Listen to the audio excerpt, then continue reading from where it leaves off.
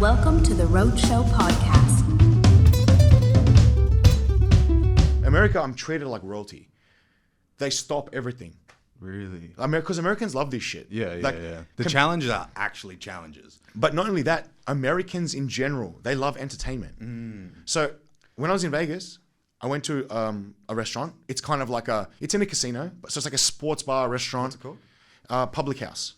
I've heard of it. Yeah. Cracker food. Yeah. Right? But yeah. I went on a Friday night, right? And basically this restaurant, they gave me a booth and they said, listen, can you set up your cameras here? I'm like, sweet, done. There was a birthday party, a hen's night, a bucks night, and some random tourist group in this restaurant, as well as normal patrons. So loud as shit. Loud as shit. And once everyone got wind of what I was doing, the hens, they all stopped their party to come and cheer me on. What? Right? And I'm like, wild. and then one lady, the hen has the sash on. Yeah. Can I have a photo? I'm like, lady, it's your fucking hen's night. Like, you're getting married tomorrow. Like, do you really give a fuck about what I just did? She's like, I fucking love this shit. I'm like, okay. That's cool. But they love it. Americans, they think it the funniest shit ever. It's cool, man. That's why I love it in America. The appreciation level is through the roof. Is it the same in the UK? I've heard yes. I'm actually going to the UK in January. Oh, yeah? I've heard yes, it's mental, but it's not as okay. If 1 in every 5 restaurants in America has a food challenge, Australia might be 1 in every 50. Okay. UK is like 1 in every 10. Right. It's still popular, Yeah. but not as popular. Okay. But I've heard it goes America, Asia, Middle East, UK, in that order. Really? Middle East is higher than Dude, the when UK? I was in Dubai and Turkey, forget it.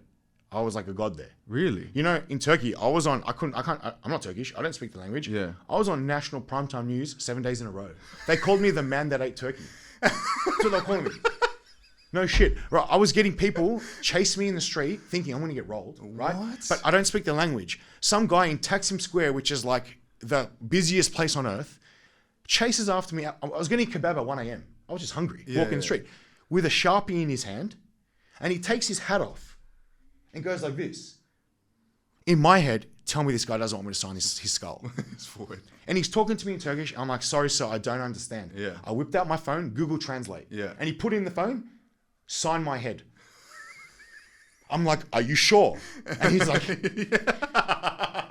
because they realized who I was and they just want something to prove that they've met me. Yeah.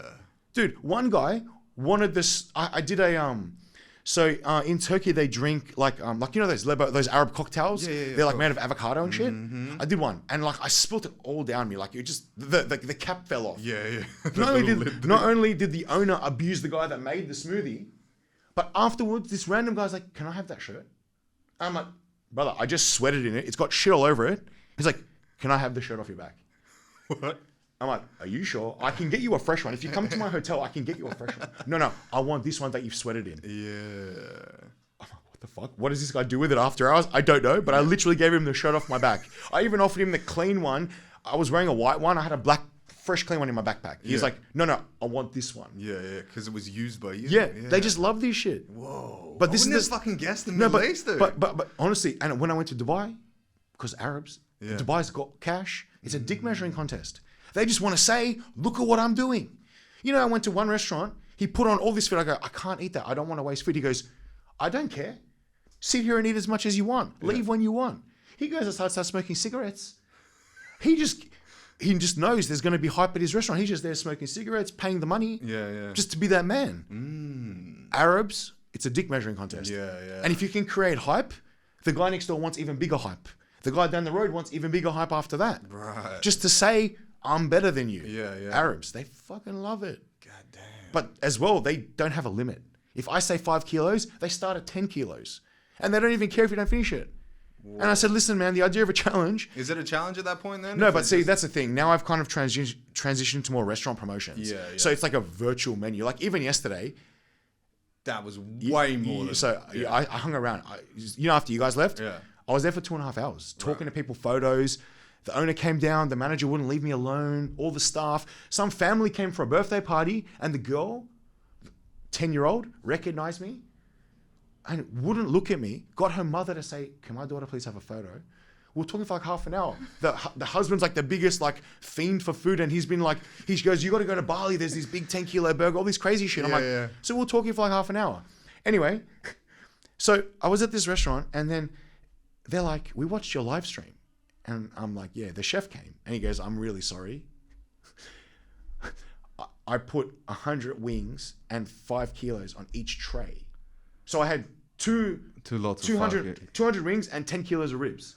That's why. He's like, I misunderstood. He was Asian. And he goes, I'm really sorry. Lost it. Did he have a fucking like a he was shiner? burnt. I think he was burnt. I think he had burned. Because I looked later. It was down his neck as well. Oh, for real? Yeah. I thought he'd been smacked. And he came up to me like full apology. I'm like, brother, it's fine. It's all fine. Like I said to him, I hope you guys ate the ribs. I hope it didn't go to waste. He's like, I really enjoyed them. I'm like, great. And then Van, the manager, but he wouldn't stop hugging me. He tried to give me tickets to the theater upstairs. He's like, don't leave. Like, bro, he goes like, let's go play some arcade games. We're playing Street Fighter together and shit. He just wanted me to hang out. Right. But like, they genuinely love what I do because they just love the hype and the fun. And I guess the wank factor, like it's funny. Like it's what I do is stupid, right? But it appeals to people with a sense of humor. But now it's come into the whole promotional thing. Watch this guy try and eat. And to be fair, I was there to promote the all you can eat anyway. Yeah. So it's kind of like, that's how much I can eat. Yeah. So it turned out all right. But now some restaurants are taking you to the next level. Yeah, like the girlfriend thing. Well, I did a promo for Coffee Club.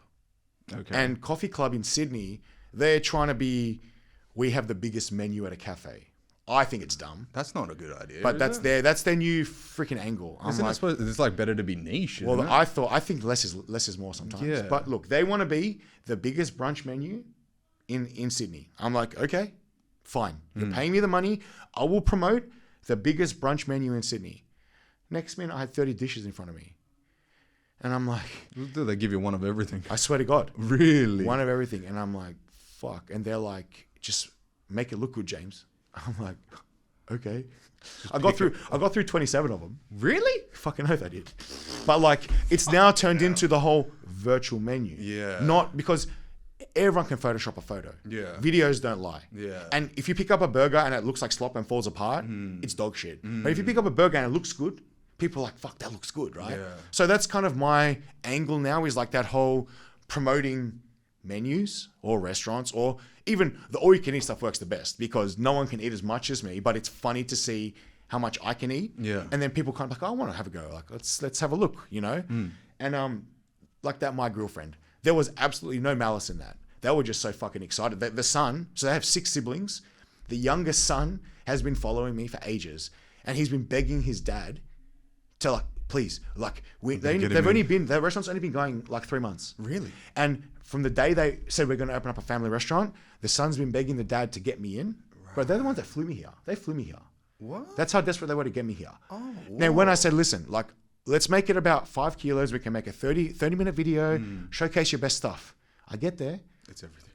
They're like, we want to do everything. Yeah. I'm like, oh, calm the fuck down. Yeah. Like, they've invited me back tonight to eat their desserts because I was too full. So I'm going back there tonight just to eat some waffles and shit, right? That's wild. But that's the thing. Like, there was no malice in that. They were just so fucking excited that A, I'm there. B, I'm going to make a video in their restaurant. And like 20 people came down to watch me. Bro, the people that work at the car wash next door. They stopped working at the car wash to come and take a photo with me and order food. Every wanker with a Mercedes is going off. I swear to God, one guy, he's like, oh, I got to get back to work. Are they going to fucking kill me? He had a cheesesteak in his hand. I'm like, you're actually a legend, bro. That's awesome. Yeah, that's crazy. Oh, man, that hype must, like, it must be like, what do you call it?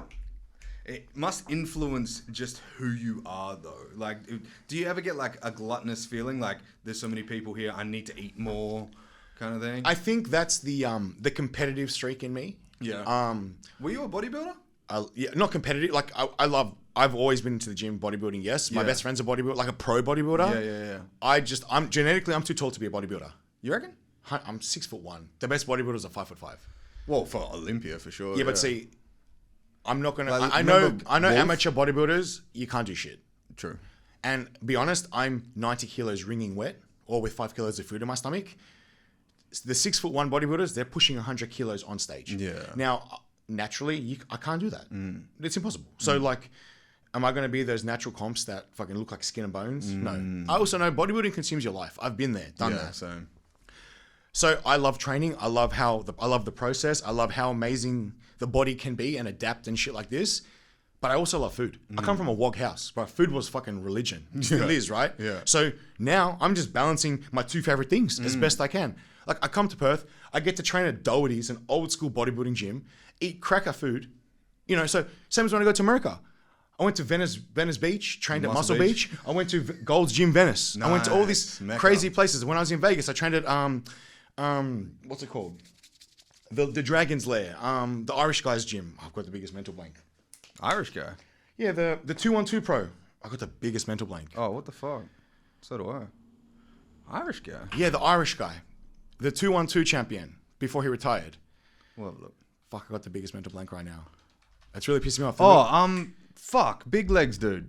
Oh, what's his name? He's a fucking unit. Yeah, and he talks. He's got a high pitched voice. Yeah. Fuck. Yeah, I got the biggest mental blank. Yeah. I trained at his gym. Oh shit. That's gonna piss me off. Yeah. Champ Gym Vegas. Yeah, Dragon's Lair. That's it. Who? Nope.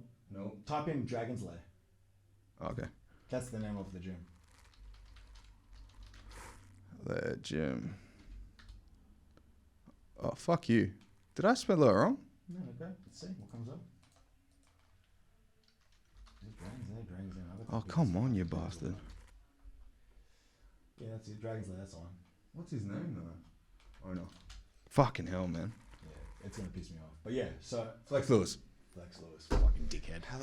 But yeah, right. So I got to train in his gym. Yeah. I get to do cool shit. Did you meet him? No, he wasn't there. Oh, okay, right. He spends a lot of time in Florida, living the dream, bro. Beaches. He's from Ireland, bro. True. Come on, as if you were to go to South Beach and hang out. Yeah, like no the money's shit. in Vegas, right? Yeah. But I get to do all that shit in the UAE. I trained at Beanos Gym, where all the pros are. Whoa. The best gym I've ever been to in my life. It's got 2 supplement shops, 3 cafes. This is in Dubai, right? In Dubai. Yeah. I've It's seen like this so. one. Everything's like fucking black and gold. Yeah. Serge Oliveira Jr. is based there now. He was just hanging out, talking, hanging out. He's like, do you want to get a shake? I'm like, really, bro? With you? You're prepping for the Olympia. Are you sure? Yeah. And then like he's just like one of the boys. I'm like, but this is cool. Yeah. And then I get to go eat some cracker food after that, right? So I get to balance the best of what I enjoy. And that's the thing. When went to the UAE, I learned what it was like to, I guess, not have a crowd, but like push yourself in front of a bunch of people. To answer your question, yeah, when there's a crowd, I want to go harder. But it's for the hype of the whole event. Because people are like, oh, like I look like I'm dying. They're like, you can do it. They have no idea how I'm going to shit myself or whatever. Yeah. But I'm like, I'll just try a little more. But to be fair, like it's fun. And it creates, for the most part, feel good factor. And when people feel good, they spend money. Of course. And at the events, that's the idea. I want people to come back and spend money and repay the faith. Yeah. They're paying me to be there. All right, the video is going to get traffic for sure. But I want people to be like, fuck, I want to try those wings. Or I'm going to come back for all you can eat or whatever. And that's why now in Sydney, a lot of my stuff is promoting like all you can eats and shit like this. My local pizza shop, I promote their all you can eat. They pay me come. George's? It's called Carlingford Pizzeria, but George's is another one. Oh, okay, I do that work for them as well. I saw that other one, Yeah. video just the other day. Well, actually, they paid me to promote their big slice. They do a big slice. Yeah, on the triangle. It's got something like fucking 10 million views. really? Yeah, the amount of times I had to reply and they're saying, this is George's. Like, they're like, where is this? I'm like, George's Pizzeria. Read the fucking video. George's Pizzeria. Read the fucking video. But that's now their best-selling product. Yeah, wow. I'm not saying it's only because of me, but they definitely even know it helped. Because some of them say it's like, because of you. that big pizza that guy ate, and they straight away know. Yeah, because I'm the only guy that can eat it by myself, right? Right. But like, it's cool, man. Like when you do it in front of a crowd and people appreciate, it's fun. What's the biggest crowd you've had? Well, at Nathan's, it's 50,000 people. Oh, whoa. It's the most watched 10-minute thing on ESPN in the whole calendar, in the whole year. And they announce it as well. Like they make it's a big deal in America. It's like the Super Bowl. Whoa. So last, not COVID year, but So it's been going for like 2019? 50 years. What? Yeah. Nathan's has been going for like 50 years, since the 70s. Okay, right. And And- that's like the crowning championship, right? That's like the fucking The Super Mecca, Bowl. It's yeah, the yeah. biggest shit. Top 20 in the world fight it out, right? Oh, whoa. Basically, for the last 10 years, Mm-hmm. it's been the most watched 10-minute period on ESPN in the whole year. That's some crazy statistics, bro. Of course, it's only 10 minutes. Like the actual Super Bowl goes for like fucking 3 hours. Yeah, but yeah, not yeah. everyone watches for 3 hours. But 10-minute period, Mm. the most tune-ins for that 10-minute period. Nathan's hot dog contest. This year was like 14.5 mil tuned in for that 10 minutes. Right? That's gotta Fucking fuck you crazy, up, bro. But that's crazy. Yeah, that is we crazy. Had and in the pouring rain, we had 50,000 people come and watch us. Was it in the rain? Well, it got cancelled. They can't because thunder, lightning. It was going to be a fucking monsoon, right? What the fuck? So they're on stage singing, dancing. The women had just eaten. Got our 20-minute warning to prepare. Yeah. You hear this crack, crack. It was like fucking monsoon season. Bro, shit was flying all over the place. What the fuck? The organizers come in. He's drenched like someone who just had a shower in his clothes. He goes, we're going to have to cancel. Oh, no. And everyone's like, what the fuck? ESPN's like, we're not fucking cancelling. Like, they pay big money for the rights, Of course. And then George, the owner of MLE, the CEO, he's like, let's work it out. Let's write it out, whatever. We'll just wait. So it got delayed 2.5 hours. They announced on stage, events off. We're gonna do it like closed doors. They were gonna stage it on closed doors. Oh, no. 2.5 hours later, George gets on the microphone. Guys, we're out in 20 minutes. Where the fuck did these people come from? I don't even fucking know. We walked out on stage for our intro. Packed. Bro, just waves of people. Whoa. And like this more packed than when it was the women's in the morning. So these people must have gone and get drunk and shit, waiting, Come back. and they just came back. But 50,000 people in the fucking ringing wet. Was it in like a stadium? No. type So thing? Coney Island, the corner, the famous corner it's on, Surf and Stillwell, it's a street. They close off the whole fucking street. Oh, so the Nathan's, it used to be a food truck on the corner before it got so famous. Now it's a shop on the corner. And there's a merchandise shop across the road. It's like fucking Oporto and shit. Right? They close off the whole road. I'm talking barricades. And they put big stanchions, big portable grandstands and shit. Yeah. And platforms and everything. And they bring in a big cherry picker for the media. The media get this big ass fucking crane, bigger than this room. Jesus. They block off the whole street for the whole day. No shit. And then so an hour after the event, it goes back to normal. So the tradition is you go to this. There's a bar down the road. The tradition is the people that watch buy the competitors' drinks.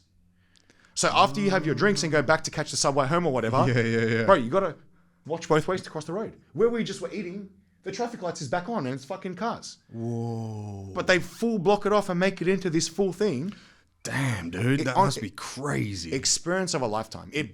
Even now talking about it, blows my mind that I get to be a part of that. So how many times have you done it now? Twice. And that last time was the craziest. Well, the first year was for different reasons crazy because I didn't know what the fuck I was getting myself into. Was that like one of the first times you went to the US for eating? Last year was the first time I went, but that was my second trip. Okay, so right. I qualified on my third trip. Sorry, I did pizza contest, a corn contest, came home. That's when they offered me the professional contract. When you have a contract, you're eligible to qualify for Nathan's. So I flew back for one day to qualify for Nathan's, flew back to Australia. Damn, dude. Because I had to work. I was still working. It's like 2 days of travel. Bro, I swear to God, I flew to LA, slept, flew to Oakland, ate, flew back to LA, all nighter in the airport, came home. Really? Swear to God. Because I didn't have any preparation. I didn't know what I was doing. Was there any layovers or anything like that? Or was it just straight flight? No, so I couldn't. So I flew into LA. Sydney to LA was direct. Yeah. I slept in LA one night, did a food challenge for lunch because the Oakland flight was in the evening or the afternoon. Okay, yeah, that works out. Flew to Oakland, and then that's where Pleasanton, Oakland, same shit. Did the contest, Uber straight back to the airport, Oakland to LA, and then my flight was at 7 a.m. back to Sydney.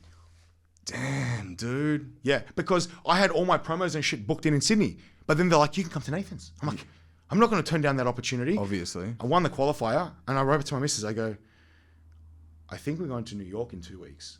And she's like, you just qualified for Nathan's. Like, it was a big fucking deal. Yeah, fuck yeah. And then I'm like, can you book tickets to New York? Like, we have to go.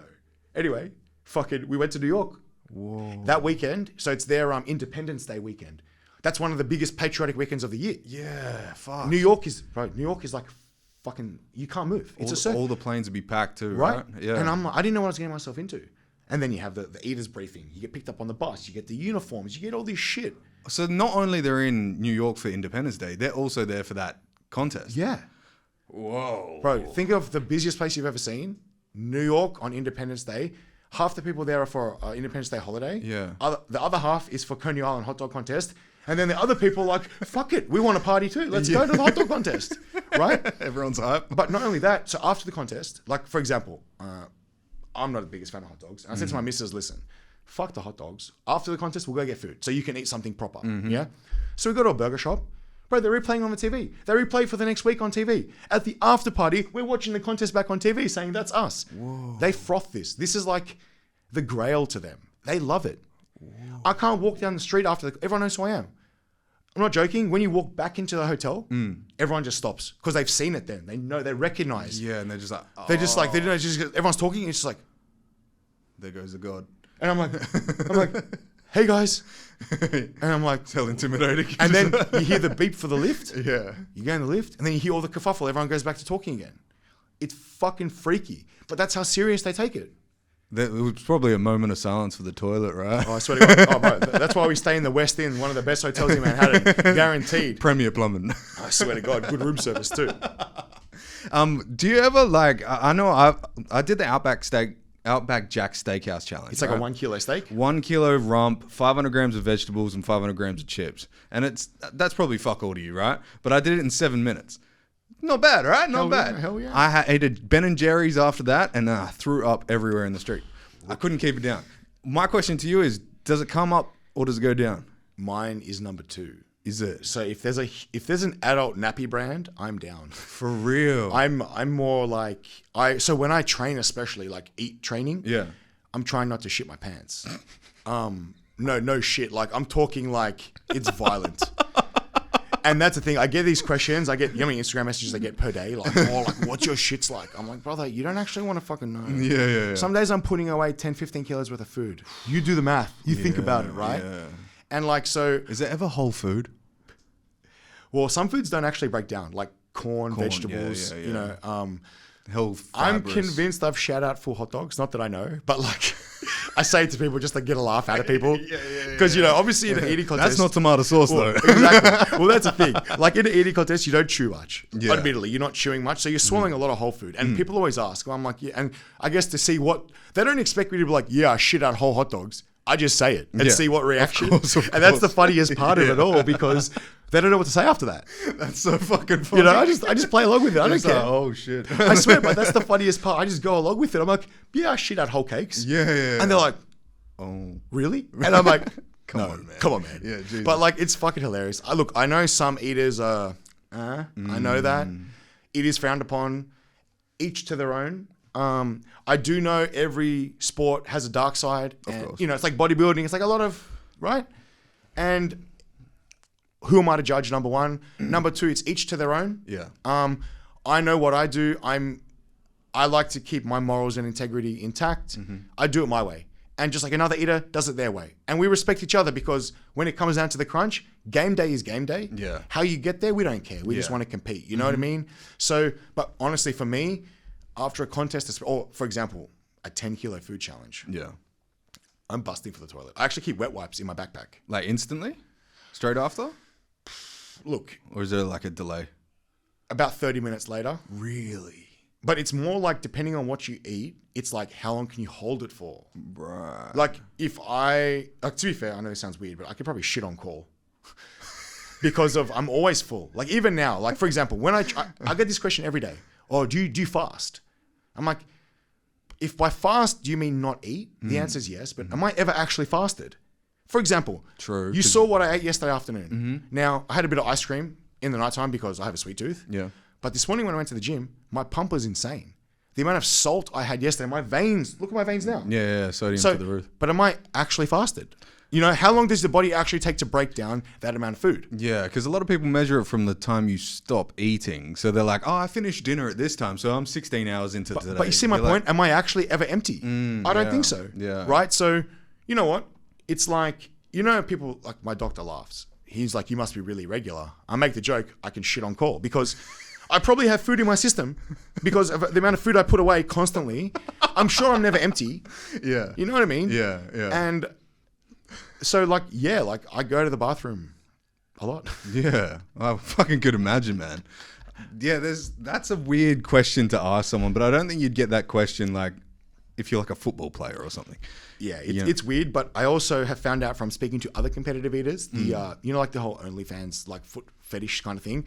People have dump fetishes. Yeah. And I didn't believe it at the start. But I get a lot of messages saying like photos, videos, stuff like this. I'm like, From brother, food fetish kind do of? you actually want to see my shit, honestly? And they're like, yeah. 20 grand. Can I be honest? If I showed you some of my messages, you'd be utterly disgusted. I get messages along the lines of, I play with myself to your food challenges. And I'm like, that is not normal. But I write back, thank you for the views. Thanks for helping. I hope you watched it more than once. I swear to God, thanks for the engagement stats, but that's freaking weird, man. Yeah. But it happens, man. There's people out there, whether they're taking the piss or not, but the fact they say it, that's enough for me. Yeah. Like, what the fuck? Yeah. But look, it's all part of it, whatever. Move from primary to general. Oh, I swear, just block altogether. But you want them to keep watching in the future. Dude, I think that would be probably like the craziest thing. What were you doing before this? I was general manager of UFC Gym. Real? Yeah, man. Okay. I was in the fitness world. Before that, I was a salesman. I've always had a sales and marketing kind of background. Yeah, cool. Went to uni for 7 years, studied marketing and economics. So there's a brain somewhere in there. But business has always interested me, marketing and selling, because in sales, the sky's the limit. Yeah. You know, there's no ceiling, right? Yeah, of course. I'm just selling myself and marketing myself now. And to be honest, UFC Gym has just gone into liquidation. Has it? Really? Funny in story. Sydney or Australia-wide. Whoa. Funny story. In March 2021. Yeah. No. Sorry. Yeah, 2021. I got invited by the MLE to go compete in America. My boss, I went to the CEO of UFC Gym Australia. I want 10 days annual leave. Why? I want to go compete in America. Food challenges. I'm like, yeah. He's like, no, your holidays are rejected. I'm like, okay, here's my resignation. Bye. I was going to come back, but now here's my resignation. He's like, you'll be back. I'm like, okay. He rings me. He knew, obviously, my holidays got rejected. So he knew when I was going to go. He rings me when I get back. Do you want your job back? No.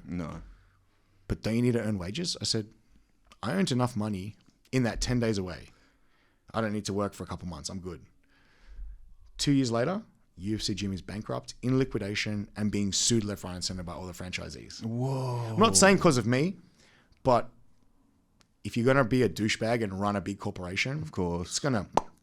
So if he treated me like that, and I was general manager, so I was somewhat up there. Imagine how he treated the people below that, right? And you know, there's a lot in the hierarchy, in the pyramid. These are the people, the foundations of the business. Yeah. Just because you're at top of the tree doesn't mean you can shit on people. Yeah. And now I'm traveling the world, eating, making videos, living my best life, and he's being sued left, right, and center. Probably going to end up in prison. Whoa, dude! Yeah. I literally it's didn't hear anything all over the about news it. now. Wow. Yeah, there's heaps of media on it now because turns out they fudged numbers to get franchisees to the door, take their money and run. No. All these backhanded deals everywhere with fit outs and equipment and stuff. Shit.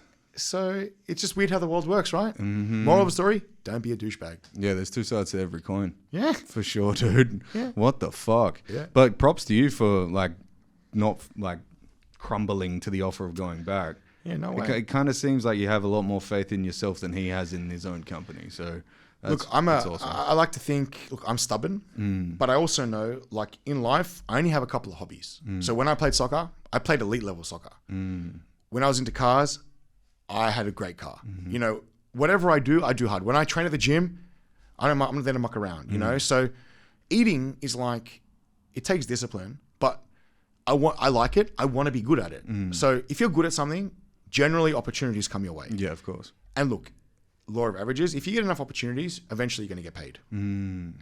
So I just back my philosophy, chase the opportunity, money will come. Now, I'm very blessed, in a very fortunate position. I have a lot of opportunity, and I'm being paid very handsomely for what I love doing. Blessed. That's sick, dude. That's so cool. Yeah. That's a cool philosophy to have. Right, you're always you can back yourself because you know your obsessive nature is going to get you there anyway. Yeah, well, I guess some perspective, right? I almost died in 2017. Okay. I have a very rare autoimmune disease where 72% of people go into hospital and never come out. I spent 24 months in hospital, 18 months in ICU. Wheelchair, life support. I had 8 lung clots, so I was on one of those ventilators. I went blind. I had to have double emergency cataract surgery.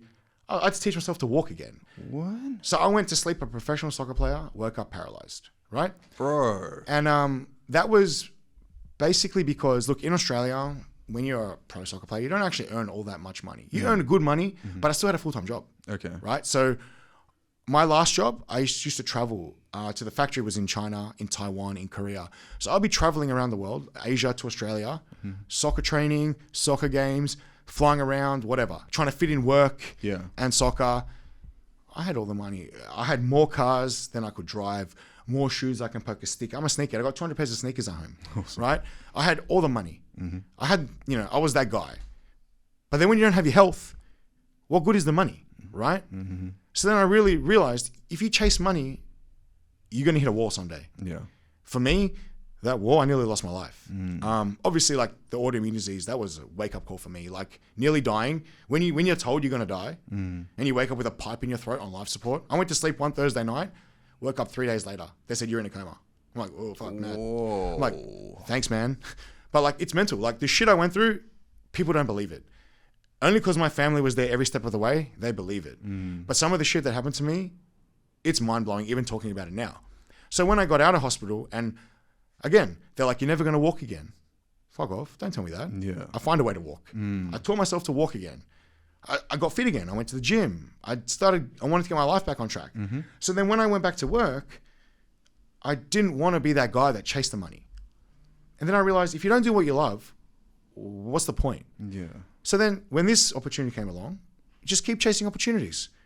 And my whole life, I've been very blessed that what I do 150%. So, when you're good at what you do, generally you get rewarded for, generally, right? So I always, as a sales guy, you got to create your own opportunities. Of course. So I just applied all those principles to just creating opportunity, not even worrying about the money. And then 2 years later, it's my full-time job and paid off my house. Don't have any debt. Awesome. I travel. I've been home 30 days this year, 32 days this year in my own bed. I get to see parts of Australia, parts of the world that they're not tourist destinations, they're not holiday destinations, but I'm getting to experience East Texas, West Indiana, random spots. I come to Perth, Scarborough Market one day, Morley the next, like all these different places, right? Like it's not like work, it's cool. Yeah. But it pays the bills and then some. So yeah, I believe it's one of the, I wish everyone had that philosophy. Yeah. Because I feel like when people are so money centric, and don't get me wrong, you need money to make the world go round. But when people are so money centric, they forget who they are, where they started, where they came from, who supports them, or all that kind of stuff. It's very easy when you're the top of the food chain to be like, fuck you, I'm better. Nah, man. Remember who was there for you when it was just an idea, when you were just a thought, right? That's like me now. Some of the restaurants, when I was starting out, just making stupid videos. My videos were terrible when I first started. They all are, bro. But exactly. Yeah. But a few restaurants, they're like, James, like, let's just do something dumb. Let's try and make a 15-stack burger. Just come down, let's muck around. That's cool. Like, they never charge me a cent, and I've never asked them for a cent. And now, I'll never forget them. And if they say, James, like, oh, do you mind like advertising my weekly special? Of course I'll do it for them. Because they helped me get to where I am. Yeah, of course. Not the douchebags that want to burn you. The ones that shout on you when you start, like you're wasting your time. Yeah. Now they come back because they want to help. They want to work with you. Yes. They can get rammed. But the people that were there, that literally like went out of their way to help me, I'll never forget that. Because again, they helped me create this opportunity that is now my life, right? Yeah. And it's cool. It's cool that they saw the opportunity in the beginning, but you had it implanted in your head that you were going to make it happen, and they encouraged you. That's what I found with this podcast is when I first started, I messaged all the rappers, everybody in Perth, and I got like this in the face. And I was like, okay, I've got to earn it first. And as soon as I earned it, it's like now I can message anyone. I have a bunch of friends in the industry. Sure, fuck you to the people that fucking wouldn't put me on. But I just wanted to build what we have now. Yeah. And it's kind of cool. It's kind of cool. And that's why also like when people like yourself approach me, man, to be fair, like it's an honor for me to be on this podcast. Like I truly appreciate when like what it's like to start from ground zero. And I know what it's like when you're starting. Like to be fair, this podcast, respectfully, it's only as good as its guests. Like, you're not interviewing your neighbor, right? You got to have quality guests to get people's attention, right? For sure. I know how hard it is to get your foot in the door that people are like, why do I want to talk to you? You know, same as me. Why do I want this guy to eat at my restaurant? Same thing, right? It's hard. When you're starting out, there's so many kicks in the faces, punches in the guts. Yeah. But you need to be that kind of sales-orientated guy to like have that thick skin and be like, I trust my product. I love my product. I enjoy this. I'm going to keep going. Because all you need is one opportunity, one thing to go viral, and then everyone's your best friend. Yes, right? exactly. And now, not only have you created something real cool, but you've commanded respect. And now people come back around and you're like, I remember when you didn't want to talk to me. You left my message on scene for like 6 weeks. Yeah, yeah. But it's true. And that's why, like, when you message me, I'm like, man, if we can make it happen, I'm there. Because like, man, it's a privilege to speak to other like-minded people. And, you know, obviously like when you first reached out to me, I didn't know much about Perth. And then I'm like, fuck, I'm gonna do my research. And then like, you know, it's cool, like what you've created. Man, I'm like, I want to be a part of that. Like, it's not about, oh, like I'm on your podcast. No, it's, I want to be a part of this too. Yeah, we so, get to have a conversation. Well, you know, down the road, if you have your own radio show, TV show, who knows? You could be traveling around. Who knows where the path could lead? I can be like, I remember when I came to this guy's studio and we had an interview and we had a freaking laugh and it was fun. And he came and watched me smash chicken wings and ribs. Right? But that's the cool shit, right? Yeah, like, that's the cool shit about it. When you were like, you know, when you were building and you were, to be fair, hopefully one day you have your own full sick ass production studio and that's the goal, yeah, right? for sure. But I'll be like, I remember at the very start where I visited them and he had me on the show and we had a fun time and, you know, that kind of core memory, that's cool for me. And like, same as with me. People like, I remember when you came to my burger truck, when you were like, had just one camera or one tripod or no tripod. Yeah. And now I'm walking around with this freaking G.I. Joe freaking backpack with all these tools, right? But see, they're cool stories to tell and it's cool memories and like they're kind of things that make what we do all that bit more special, right? Because when you get to a level and you can kind of, every milestone you reach, you look back, you're like, fuck, I remember when it was like, much less. Even now, man, it blows my mind. I have over 1 million followers. That blows my mind. I remember the day we made a TikTok account and people were like, oh, that's cool. You smashed a burger. Now people's like, come to my restaurant. But like you look back at every milestone and how things have changed. And I look back as well, especially in Sydney. There's so many creators in Sydney. When I started, I got shat on. What the hell is competitive eating? Because everyone's, I'm a blogger. I'm a reviewer. Right, vlogs. I'm a personality. I do interviews. Sure you do. You influence fuck all though, just Correct. then you know. Right? Yeah. But the thing is, they were all on like 10,000, 20,000. I'm like, fuck, these people are someone. Yeah. 2 years later, I've overtaken them. They're still the same place, right? So I'm like looking at them and I'm like, all right, they got to a level and they got too big for their shoes. They didn't want to grow anymore. They thought it was just going to come to them. Whereas I look back, every time I hit a milestone, 10,000, 15,000, whatever it may be. I think I clicked over to like 46,000 on Instagram like yesterday. Awesome. But I'm like, I look back, I'm like, all right, of course, now I want to get to 50. But I look back, I'm like, I remember when it was only 30. And like, I look back and where things have, like where it's come from to where it is now, it's a cool feeling. But I'm still looking on the up. I'm not like, I'm Jay Webby, I'm like, feed me. Nah, man. I want to just keep going and see where the road takes me. And never get too big for my shoes, you know what I mean? I think that's the main point, right? We're all fucking people, dude. Look, stay hungry, stay humble. Awesome. Man, that's perfect. words to live by, man. Like, it's true. 100%. In my case, but humble is very important because especially in Sydney as well, the arrogance is ridiculous. Is it? I go to... Well, I've been to Sydney a fair few times, but... The arrogance in the quote-unquote influencer world blows my mind. Because it's almost like the America of Australia, Sydney, right? So they wish. They wish, yeah. Look, I'll give you an example. I've been back in the country 2 weeks, not even 10 days. Okay. The day after I got off the plane, one of the guys, when I was nothing, invited me to an event. He does events at restaurants, high profile, you know. I remember walking into this event at a very fancy Lebanese restaurant in Sydney in a very nice area. And he's like, James, you were going to do a challenge in front of everyone. You were going to eat a banquet of 4 in front of everyone.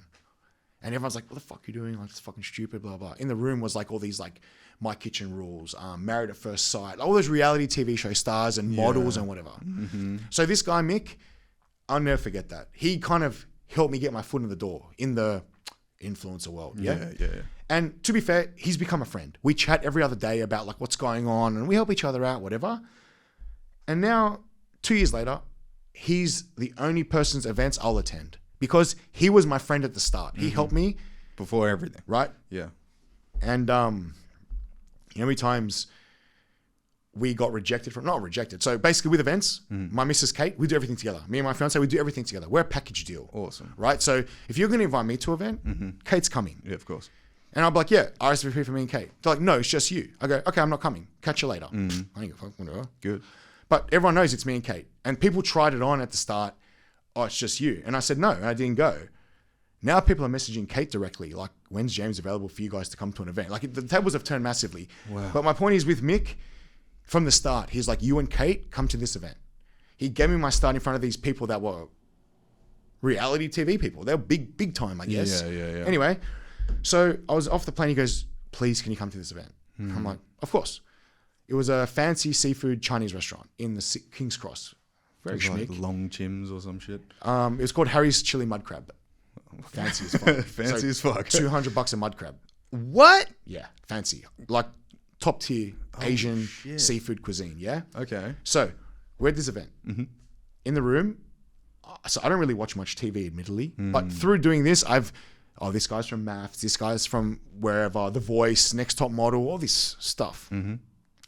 Anyway, so I'm sitting at the table, and part of these events is we're there to promote the venue. So I put up a story, I picked up a mud crab from the tank, and it was live. And I'm like, and I put up the story. Anyway. It didn't grab you on the nose or anything? I thought, afterwards, I'm like, that guy could have fucking bit my face. But, so me and Kate, we just kind of sat at our table, ate some food, like, it was like share food, nothing crazy. Yeah. And obviously we knew there was like all these reporters in the high profile. It was high profile. They had the media wall and the videographers hanging around and whatever. And me and Kate, we kind of just do our thing, take some photos, eat some food, enjoy some fun. She likes to have a wine or two, kind of let her hair down at these cool events with some nice food, right?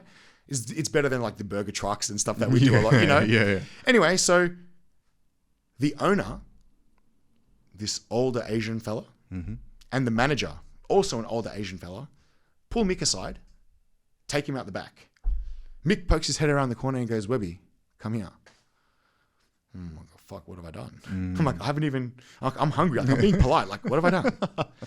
Anyway, so someone in China saw my story, rang the owner of the mud crab restaurant. How did you get JWebby in your restaurant? Oh, what? The owner's like, Mick, who is this guy? Everyone loves him. Like, it's an honor. Like, we need to feed this man. Yeah. I've got the video on my TikTok that everyone just bought me food. Boom, swarm my table with food. Wow. Anyway, so it gets better.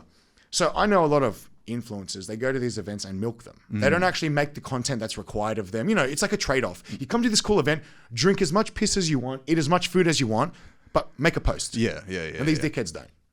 He asked me, will you please post? Okay, of course I'll post. I'm coming to your restaurant. Of course I'll make my video. Yeah. He's like, please. And I didn't realize he knew in the room, out of all these fancy ass people, no one's going to make a video. Yeah, fuck him. Yeah. Anyway, my video got like 5 million views. Whoa. He's given me his personal phone number. Says, bring your family to my restaurant anytime you want. Oh, on the house. Good. Right?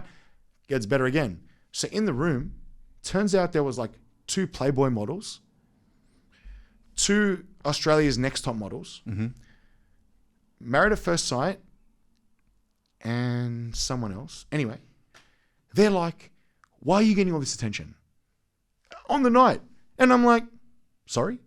I'm like, I'm just here to eat food and have fun. But because the owners were like fussing over me and everyone was like, oh my God, the whole kitchen was taking photos with me. Right. And one of the workers was too scared. Fucking jealous, dude. Badly. One of the workers was too scared to approach me. Oh, what? Because he like avid follows me and he's like, I can't believe you're here. He asked the owner, is it okay to get a photo with me? I'm like, brother, come get a photo. Yeah. But all these somebodies are like, why are you getting all the attention? Like, I'm on Playboy. I'm like, I'm just me. I don't give a fuck who you get your kid off for. That's the humility thing, dude. But they so arrogant. Yeah, I think it comes because the way that they probably got their little bout of fame is because somebody gave them attention. Yeah. So now attention is the commodity that they fucking die for. You know? The craziest part is they're like, oh, you only eat food. I feel Fuck like you. I feel like saying, Like- look, people love what I do. You only take your kid off. Exactly. You know, like I don't judge you for what you do. Let me do what I do. I'm like, you obviously enjoy what you do. I love what I do. Yeah. And if you don't like it, I don't care. For every one person that shits on me, there's 10 people that love what I do. You know, you saw it at the restaurant yesterday. You know, one guy, his name was Dave. It was his 40th birthday. Because he follows me, he came on his 40th birthday to come and watch me eat, take a photo, and talk to me about, oh, he wants to start up a YouTube channel. Do I have any advice for him? Oh, that's sick. I'm like, he genuinely loves what I do. He's a genuine dude. He's a good dude. So for all these wannabe influencers that are just douches, I'm like, man, I didn't care. Yeah. I don't give a crap. Yeah. I'm doing what I do. I'm staying in my lane. You stay in your lane. And I found, like, even here, the people I've met, everyone's very respectful, and they know what they do, and they kind of stick in their own lane. They're not like Lockie, for example. His content is brilliant. It's awesome. He's not trying to be a competitive eater. No. You know? And so we have a chat about, like, yeah, this is what I do and this is what I don't do. Two avenues of the same industry. But in Sydney, it's like, no, I'm the industry. And I'm like, fuck off. Sure you do. Sure. Yeah. I'm like, I don't care. I'm going to America next week. What are you doing? I think the difference also on that people being jealous thing is they've had it handed to them, and you've had to build your own. So it's kind of like That's another massive point, actually. So a lot of these TV people, models, you look at their Instagram, the only videos they post is when they're being filmed, right? Or photos. Behind the scenes. They're not actually content creators. I'm first and foremost, I create content. Yeah. My personality just shines through on my content because I make videos and I stuff my face and there's cheese on my beard or whatever it may be. If you're a model, you're posing in skimpy outfits for a photo. You're not talking. You're not interacting. People don't know your personality. Are you likable or are you just a hoe, right? The men will love you because your kit's off, but doesn't mean they like you. Yeah. And I'm not saying I'm the most likable person, but people genuinely like to chat with me. Yeah. And like people just want to chat and like find out more about what I do, right? But I try my best to. I'm the same person with you now when I'm at home with my family, with my friends, and in front of the camera. Of course. I've been doing a lot of. I've been fortunate enough to be a part of a few seminars, and there's people that I'm like speakers. I'm in the snack bar, smashing food, ready to go. Call me when you're ready. I'll wipe my face. I'll talk. They're in front of the mirror, like getting in character. What the fuck? I'm like, what the fuck are you doing? They're like, I got to get in character. I need 10 minutes. In character? What does But that then mean? I'm like, this is exactly what I don't want to be like. I'm the same person. All right, I get a bit hangry, admittedly.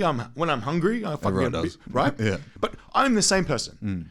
I'm not this fake. I'm not trying to sell you a fake persona. Yeah. And that's when I figured all this out for myself by seeing it firsthand. I'm like, I do not want to be like that. You go to these events, these TV people are too arrogant to talk to you, or they don't want to get a photo with you, or they don't want to know you because you only have 40,000 followers and not 500,000, right? Fine, whatever. And then you go to these events where everyone's, online they seem cool. In real life, they're the biggest douchebags. Yeah. And then they go from being like mega bitchy to like, hey guys, I'm on stage now, like, and I'm just like rolling my eyes. I'm like, you're fucked. Like, that's bullshit. I'm the same person no matter what. And I feel like, I'm not saying that I'm successful, but so far I've had a pretty good run. And it's because I'm true to myself. And I'm not going to sell out and be fake or be someone that I'm not. Because, to be fair, I don't have the fucking memory to remember how I acted in front of you versus that person. I'm just me, man. Love me or hate me, I'm just me. At least you'll hate me for the real person that I am. Yeah, exactly. That's the way I see it. Yeah. You have to be that way, man. And if you're not that way, it must be taxing on your soul. Like, Well, I can't imagine how tiring it is living a lie, right? Like, even, to be honest, like, I've done a few of these podcasts and stuff, and I'm honest, like, at the start, I did a lot of things for free. I wasn't making money. Yeah. But, like I said, chase the opportunity. But everyone thinks it's very easy, you go on many influencers' pages, they're posing with the Rolex or the Ferrari.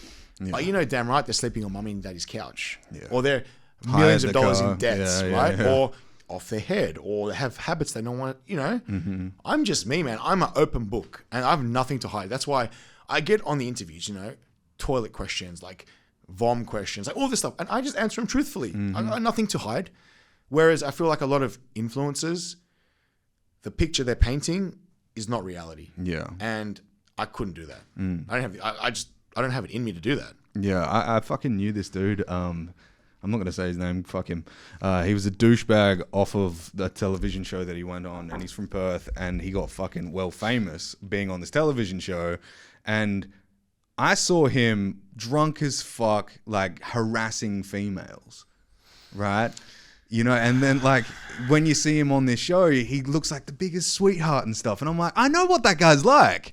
Yes. This is a lie. What the fuck is this? The real him. Yeah, the real him. Yeah. And then like, just unfortunate, right? Yeah. And I think that's like, they're looking for television shows and all those fake celebrities. That's pretty much what they are these days. I think the internet's the real celebrities, right? Like, it's about celebrating something massive. That's what celebrity is. It's and somebody people are able to filter their life online. Exactly right. Everyone's got dirty laundry. Everyone has a bad day. Yeah. But some people paint the picture of my life is perfect. And we all know that's not true. Yeah. Look, we all have bad days. And to be fair, there's days I'm fucking grumpy as fuck. Let's be honest. Yeah. You have a shit sleep or you've just gotten off a plane or whatever, right? Bro. Yeah. I get a few messages where people are like, oh, dude, I saw you, but I didn't want to come say hi because you didn't look happy. Bro, I've gone out of my way to find these people and apologize to them. I'm like, I'm sorry. I just got off the plane from fucking LA. Like, I'm tired. I'm hungry. Yeah. I need to get a haircut because I got a fucking interview at 4. Like, I'm just against the clock. I'm tired. But we're humans. End of the day, we're not robots. I try my best to always be approachable. But then there's those people that just straight up are not. They're either sleazebags, wankers, rude, obnoxious. And I'm just like, no. It's the Ellen DeGeneres thing, right? I swear. It's so true. As soon as lights, camera, action, it's hey. And then as soon as everything's over, she's an oligarch. Like, what the fuck is that? It's quite common. It's kind of scary. And I think that's why the social media has such a bad reputation. Yeah. But look, I'm now, and like, that kind of saying like, shit always sticks to shit, right? So I feel like now, because of the way the world is, the shit people kind of congregate because the good people don't want to hang out with shit people. So the good people stick together and the shit people stick together. So I'm finding, it's like honey, catch more flies with honey, right? Good people attract good people. You find good people along wherever you are, Perth, Sydney, Melbourne, who gives a crap? You find good people, you gravitate toward them. And because you have a good time with them, you want to spend your time, effort, whatever with them. Not the shit people. So I feel like the gap is created now where the shit kind of is, they're all fighting each other. And the good people, because we have this mutual respect, we want to help each other do well. I want everyone to do well. We're all in the same realm of like social media, whatever, creator, influencer, whatever you want to call us, right? Yeah. Personalities. I feel like the more good people that can be successful, the better it is for all of us. Because it paints a really great picture, because social media, let's be honest, can be your best friend or your worst enemy. Yeah. So the more people that are portraying the good stuff on social media and doing good with their platform and not trying to milk and rip people off, the ebooks, the fucking fake marketing scams, The fitness gurus. right? Yeah. But the people that are genuinely adding value, the more people like that can be successful and build a good platform and a solid foundation, the better it is for all of us. Not only that, to be fair, I guess the selfish part in me wants you to do really well because I can be like, I was a part of that show, and vice versa. Yeah. I really hope I can do well, so you can say I interviewed that guy. Yeah. But it's how it works, right? It's a domino effect. We all want to do better. Let's be honest. And respectfully, the higher profile people you have on your show, that lifts your profile. Of course. Right? Yeah. And vice versa. The higher profile shows I can get on lifts my profile too. But that's how it works, right? Yeah. You don't want to interview some bum off the street or some wanker that everyone hates. It's not going to do anything for your image. But you're a good guy. You attract good people on your show. That's how you build your brand. Of course. And it's, to be fair, like, your show has prestige, especially in Perth. So, hell yeah, I want to be a part of it. And I hope on the other side of it, you think like, this guy's all right. Like, I want him on my show. Yeah, yeah. And that's the thing. Like, that's the level, you know your worth, you know your value. You're not just going to, I'm sure you get people like begging to be on your show. as well as the people that don't want a bar of you. So you got to find that kind of middle ground. Yeah. And then when you blow up and you be like, look at me now, bitches, you can pick and choose your guests and you can hand pick them and scout them out yourself. And you pick how you want to build your profile, right? Yeah. And provided you're building your platform for the better, that's better for all of us. And I feel like people are so short-sighted. They are. They're too busy. What's in it for me? Yeah, and it's all now. And I think that... Or yesterday. Yesterday, right? I think that way of thinking, though, it does get a little bit, like, overcrowded because everybody, they want the fucking notoriety now. They want the fame. They want the money, everything now. But let's be honest. Everyone, I buy a microphone or I have a podcast. No one gives a shit. No one cares. I have a camera and light. I'm an influencer. Yeah. No, you're not. Right? There's a difference between having a following and having influence, right? And that's the thing. The best people started off from the ground up. No money, no notoriety, nothing. They just wanted to genuinely, like you, talk to people, produce some content. Now look at you, right? It's prestigious. It's an honor to be on this show. Seriously, it is. Thank you. And that's the thing, like, that's the way I think. And if everyone thought like that, we'd all be better off. Yeah. We fucking would. We would. And I think there's something to putting other people on in your same industry that you know, like, it's more, one of my friends, Sev's Picks, he's a massive TikToker. He had me on his podcast because I had him on my podcast because we both had the same mentality that it's better to collaborate over compete. 100, but why can't we all be friends? I don't understand. Like, especially in the podcast world, man, I listen to 20 podcasts for different reasons. Yeah, of course. Like, what the hell? Like, you're your own person. The podcast down the road is their own person. Your personality is different to their person. Like, you listen for different reasons. Same as, like, to be fair, same as all good creators, it's not a competition for me because people watch my content for me. I watch his content for him or her content for her. And there's different things people like about different content. I don't understand this competing thing. And it's getting now beyond a joke. Yeah. The lies, the manipulation. Is there much of that in, like, food? Sydney is the worst. Oh, real? Sydney is, like, to the point where creators, influencers, bloggers, whatever, they go to restaurants, pay money for food, not only then tell everyone, they paid me to make this content, but they go there to start rapport with the owner to trash somebody like me or whoever runs the account or whatever and be like, well, I'm so-and-so when I do this and I'm so much better than XYZ. I'm like, but then they'll spin it both ways. They'll go and pretend they walked in there to buy a burger, just start a chat, but in the meantime, shit on everyone except themselves. And then they'll go to the influencer world and be like, I did a promo at this burger shop. Oh, we all know you paid for the burger, you dickhead. Right? Straight up, we all know. Like, you shut the hell up. Yeah. And, like, they're so dumb, they don't do their research. So I run a few accounts. So you could message a few places in Sydney. It's actually me replying to you or my missus. I don't tell people I run their accounts. So when people start spinning bullshit, I play games with them. Yeah. I'm like, ask for so-and-so at the counter. Yeah. And they rock up thinking, I'm going to speak to the owner. Yeah. Fuck, it's a name I've just fucking pulled out of my ass. Are you joking? Like, you want to muck around? Yeah. You want to muck around? I can muck around too. Yeah. But, like, it's just so, it's petty, man. It's like the schoolyard. Instagram is like the schoolyard. And to be honest with you, I don't have time for it. I am so busy in what I'm doing.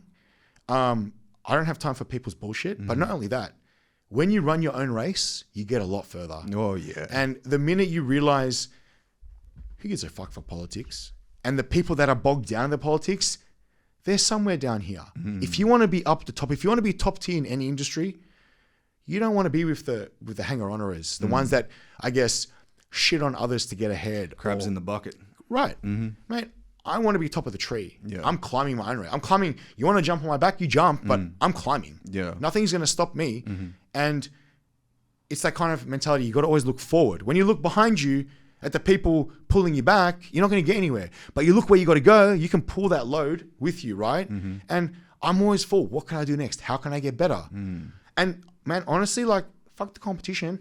I'm learning from these people. Yeah. What do they do well? What do they do not so well? What are their strengths and weaknesses? Correct. Yeah. How can I be better than, or what, like, if I take one good point from everyone I bump into, I'm going to be better for it. That's a good point. You know, even someone like yourself that does something completely different to what I do, right? You're very well spoken. You're very articulate. You're well presented, right? It's, fuck, that was a good interview. You're a good interviewer, right? I've been on many shows where I'm like, you do this for a living? Like, come on, man, you know? But you're very well presented. Well, so I appreciate that. No, it's true. But like, and I come away thinking, fuck, you do that really well. Maybe I can kind of learn from that because I do a lot of talking too. I talk a lot of shit, admittedly, but I do a lot of talking too. So, you know, you kind of take the good points from the people you meet from any industry, as long as you can see they're good at what they do, you learn from them. I learned from this experience, right? And, you know, you go on other shows or other anythings, you learn what you don't want to do or what you don't want to be like, right? And I think that's part of being a creator because there's no right or wrong answer. You can create whatever you want. Whether people like it or not, it's a different story. But like, you're just portraying and expressing yourself through video, through photo, through social media platforms. And there's no reason I can't take a tip from a podcast show host or a TV presenter or a chef in the kitchen. There's no reason I can't take tips from everyone and kind of at least try it. You know, things like this, right? And I feel like everyone's so scared and self-conscious. Oh, what if they copy me? Or like, you know, what if they like make their own show? Power to you. Yeah. Do it. Yeah. You know? I encourage it for sure. Man. Every podcast that comes out in Perth, always drop a comment, drop a like, post it to my story. Why? Because I want to see everyone do well. Spread the good word, man. That's all it is, man. Yeah. And I think when you were saying just before about creating content is like the main basis of what we do, it's not so much you're a creator of content, but you are the content yourself. So taking those points, those 1 point from every single person, you're actually building the creation of yourself, who you want to be. Yeah. When I first started out, I was talking about the most biggest bullshit ever. And I couldn't articulate points across because it was just like, it was another thought that was happening in the background. So I couldn't focus on the foreground.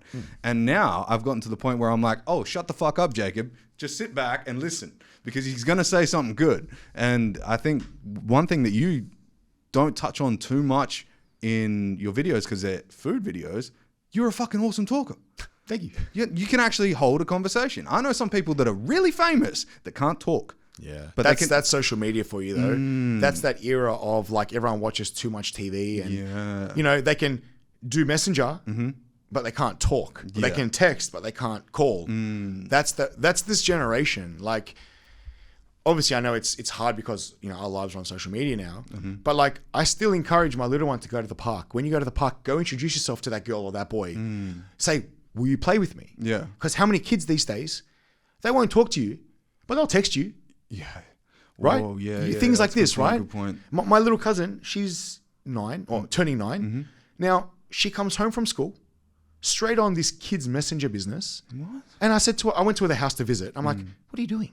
I'm talking to my friends. I said, weren't you at school all day with your friends? Oh, but we don't talk.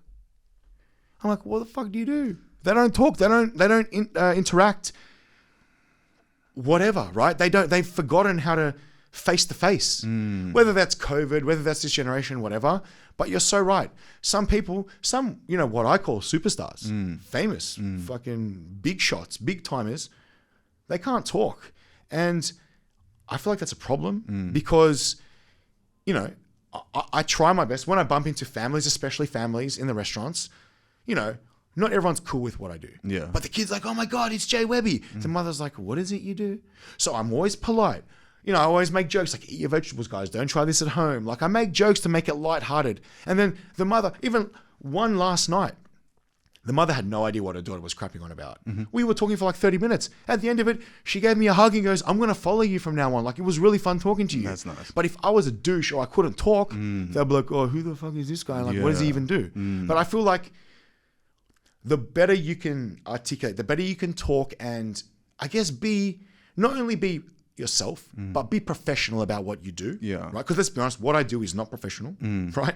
But if I can go about it in a professional manner, it spreads the positivity. It spreads the good word. And especially for the older generation, like my parents, it took them a long time to grasp the concept of what I'm doing. Yeah, I'm eating food in abundance, but the other side to it, I'm marketing, I'm selling, I'm promoting small businesses, I'm doing events, I'm a public speaker, I do all this other stuff that the older generation would actually respect if they could see past the food part of it. Yeah. Now, if I couldn't talk, if I couldn't articulate or push my message, they wouldn't have a bar of me. Yeah. Because they're like, oh, he just stuffs his face on camera. Because I chat and, you know, I'm very encouraging of the kids. Like, yeah, let's get photos, but make sure you eat your vegetables. Like, I try and throw it back on them with a bit of lighthearted joke. Yeah. They see that, oh, this guy's all right. He's worth talking to. Whereas it's very easy to paint a picture of, oh, that guy's a douchebag. Like, don't be like that guy. You know what I mean? Like, and even for me, like, you know, it's kind of like, you know, you follow your favorite football player. You might bump into them in the shop and be like, can I have a photo? They're like, fuck off. Like, I don't have time for you. I've been there. But then, exactly. And then you're like, your whole opinion changes of not only that guy, but the whole team. And when you watch that team play again, you're like, oh, that guy was a fuckwit to me. Like, fuck them. Yeah. So if one content creator or one influencer or one whatever is a dick to one person, it's very easy for them to tar us all with the same brush. Yeah. And then the platform that's given us our livelihood now and this great opportunity can be taken away from us. That's also why I think it's important to be able to talk and get your message across. I think anyway. I think it's probably the most important thing, because if you have a hidden agenda, that eats away on the inside. And most people can't function in this world on the social platforms without a hidden agenda. Yep. Especially in Sydney. Yeah. Well, it happens here too, bro. It happens here too. And I think even when, because I know like one of the biggest rappers in Australia, right? I'm not going to say his name or anything because I still love the guy, but there's no respect there now. He came to Perth. I was being as nice as I can to him. He was just partying in a club. We hung out. We had a great time and all this stuff. And then he caught wind of hearsay from somebody else that talked shit about me and then had me kicked out of the club. And I was like, okay, done. It's good. Wow. We're good now. Like, don't worry. I've still got love, but I'm never going to interact with you again. And I find that the people that do put on that persona and do like walk with a fucking simple like hidden agenda method in their mind, they can only grow to the what would you call it? Like The ceiling is only so high, right? exactly. Yeah. So, and you're gonna hit your head. Well, Your not only head gets that, too big. Those kind of people, they burn people to get where they are. Now, karma is a bitch. Good karma and bad karma. You're good to people, mate. People are good to you. Yeah. If you're a dick, it's going to bite you in the ass eventually. You know, people have made a lot of money screwing people, but eventually the cream rises to the top, they get found out, and they're quickly left with nothing. Yeah. And then you laugh because the writing's on the wall. You don't burn people. It's morally not right. Like if you don't have morals in life, you're not going to get very far. You might get ahead, but you're going to get pulled back pretty soon. Yeah. And the thing is, you know, look, I always go back to food and hospitality because that's what I specialize in. Now, I know for a fact there's creators out there holding these events, getting paid appearance fee, whatever, and then buying the likes, buying the views, right? And saying to the restaurant, oh, I got you 1 million views. But did that translate to bums on seats? Did anyone actually come out and see you?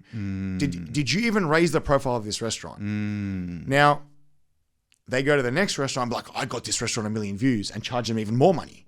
And they're just constantly burning restaurant after restaurant after restaurant. But that restaurant they've just burnt will never work with them again. Yeah. I'm got more repeat business than I can poke a fucking stick at because I just say, listen, this is what I'm going to do. And I'm going to do my best to make it the best I can. Yeah. Basically. Promise the work, not the outcome. Yeah. Yeah. And then I let my videos do the talking. And then I get messages every day from a restaurant. Dude, the video hit this views, hit that. You'd be surprised. The owners or the people in charge of paying the bills, they actually keep watch of where their money goes. Of course. I did this one in Melbourne and they were iffy about the money. They're like, but why is it so much money? I'm like, well, it's actually not so much money because if you think about it from a marketing perspective, to do ads, to do this, to do that, it's going to cost you like 10 grand. Charging you less than 1/10 of that. Anyway, their video just clicked over to 14.2 million views. Okay. Jesus. That video has gone viral on all 4 platforms. Sorry, 3 platforms. And now they're getting people coming to the restaurant and saying, I want that burger that JWebby ate. So it's come full circle now. People have seen it. obviously their bums on seats have increased, but now people are saying, because the video is fucking everywhere. Like it's on random people's Snapchat. I don't even know, right? Yeah. I don't even have Snapchat. But people are somehow like screen recording it off Instagram and putting it on Snapchat saying, look at this guy. Damn. The owner's wife messaged me saying, I just want to thank you because we've had people come in and ask for JWebby's burger. Don't worry about the burger. It's called like the mega something, but they're calling it JWebby's burger. Yeah. So they see the value in what I provide. And they're like, there was someone that was 50-50 at the start. Right. And I said to them, listen, if you don't want to do it, there's no pressure. You reached out to me and I'm just telling you what I offer. I'm like, feel free to shop around and find other people, right? Yeah. Oh, we've used influencers before and we've been burnt. I said, look, They weren't influencers then. I can only do what I can do. Anyways, they're like, when can you come back to Melbourne?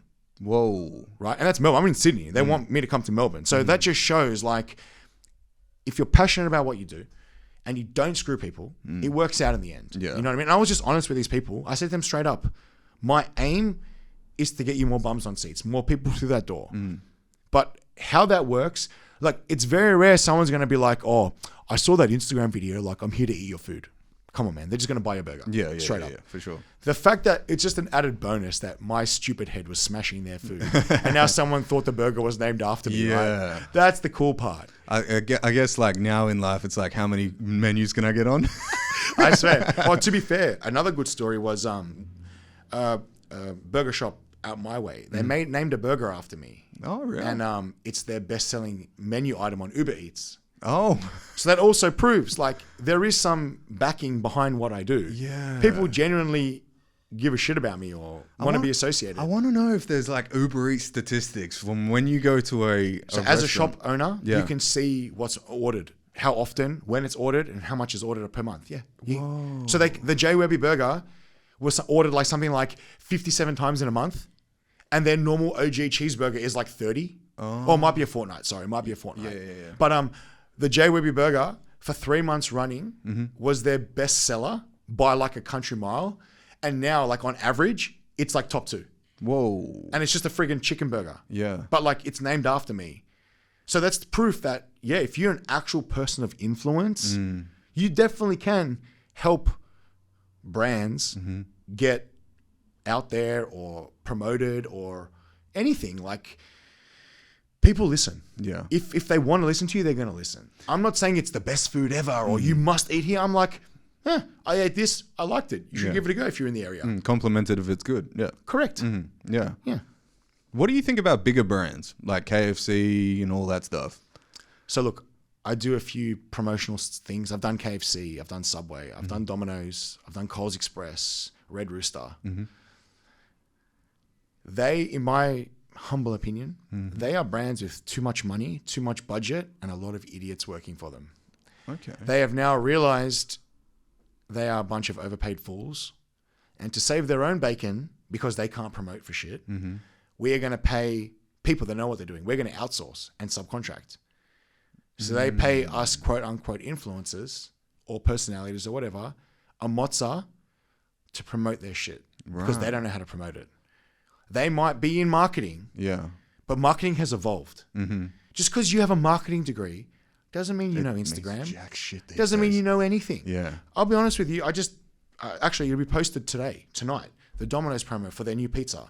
Keep a lookout. They're doing a pizza with the lot, 15 toppings, but they reached out to me to help them market it because I'm the biggest eater in the country, right? Now, when you deal with these big companies, they have a lot of rules and terms and conditions, right? Rightly so. But when you go back and forth, because the thing is with them, they don't know what they want. They don't even know what is trending. So you come up with an idea, oh, that's not good enough. I'm like, but you say you don't know what you want. So you always go back and forth a few times, right? And I said, look, I'm going to use CapCut, this app, to edit the video, and I can do this transition and add the text here and blah, blah. She's like, what's CapCut? Oh, for fuck's sake. And I'm like, you work for Domino's, one of the biggest companies. By the way, I went to their office in Barangaroo. Right. This office, it's like a playground. Schmick, this new office. And I'm like, you don't even know what CapCut is, and you run a marketing agency for one of the biggest brands in the country. Jesus. And you're trying to tell me how to create my content, but you don't know what CapCut is. They're probably on salaries too. But exactly. You know? So these guys, they have no idea. They're just overpaid. in companies where you're just a number, Yeah. if you don't cause a ruckus, you just blend in and get paid your wages, Oh, fuck. right? It's a double-edged sword. They're a dream to work with because they pay the money and they pay on time, but they're also a massive pain in the ass because they don't know what they don't know. Yeah. You know? That's And a they good way of think, putting it. I filmed it on last Thursday. Oh, can it be done by Friday? I'm like,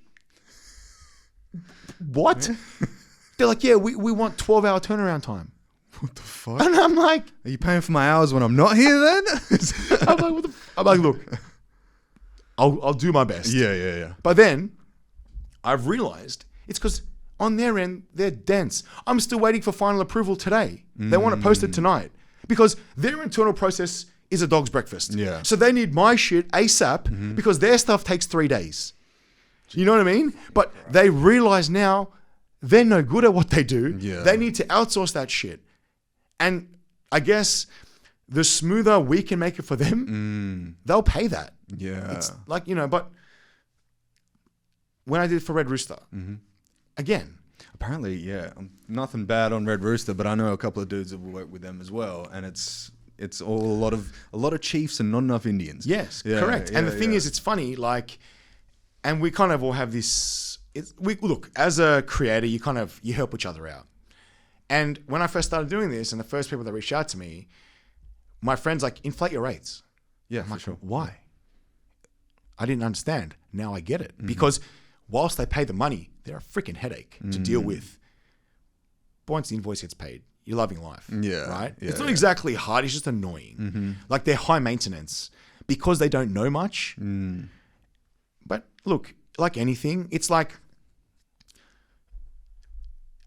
you can't have it both ways, right? You can't be charging premium and expect an easy job. Yeah. It's not, everyone will be doing that, Yeah, right? yeah. So it is painful, but it's worth the pain in most aspects. It's almost like trying to start a fire in the rain. Right?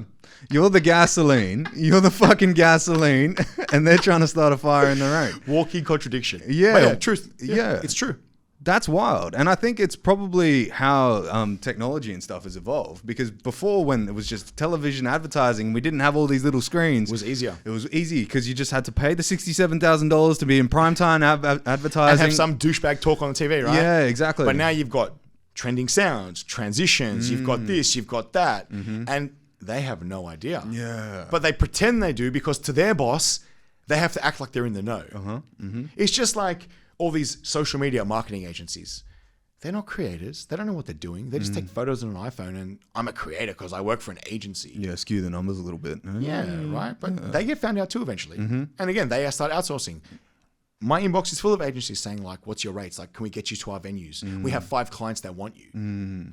There's a reason they want me and not you. Yeah, You know what I yeah, mean? yeah. Because I know what I'm doing. Yeah. Or- That's probably that sales background. I remember being in real estate sales and having to build my own pipeline. And That's a tough slog, man. it's all commission based, you know, like you're working for your food, you know? Badly. And then going into, I actually worked for a marketing agency just after, and they were fucking boshing the numbers, bro. They like, I sold to a guy that was in the red, and I felt bad for selling to him because I knew it was going to be not that good for him. That guy ended up closing his company down like the next month over.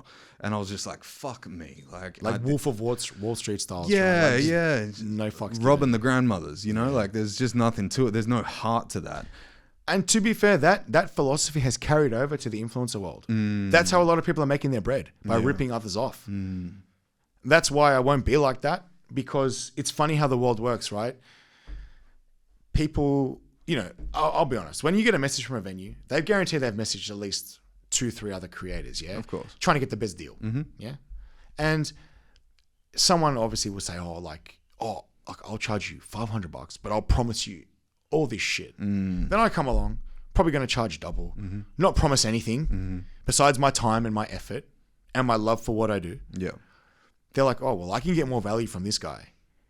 They get this guy in, shits the bed completely, costs them more money than what it's worth. They come back to you in the first place apologizing, I'm so sorry. I should have gone with you in the first place.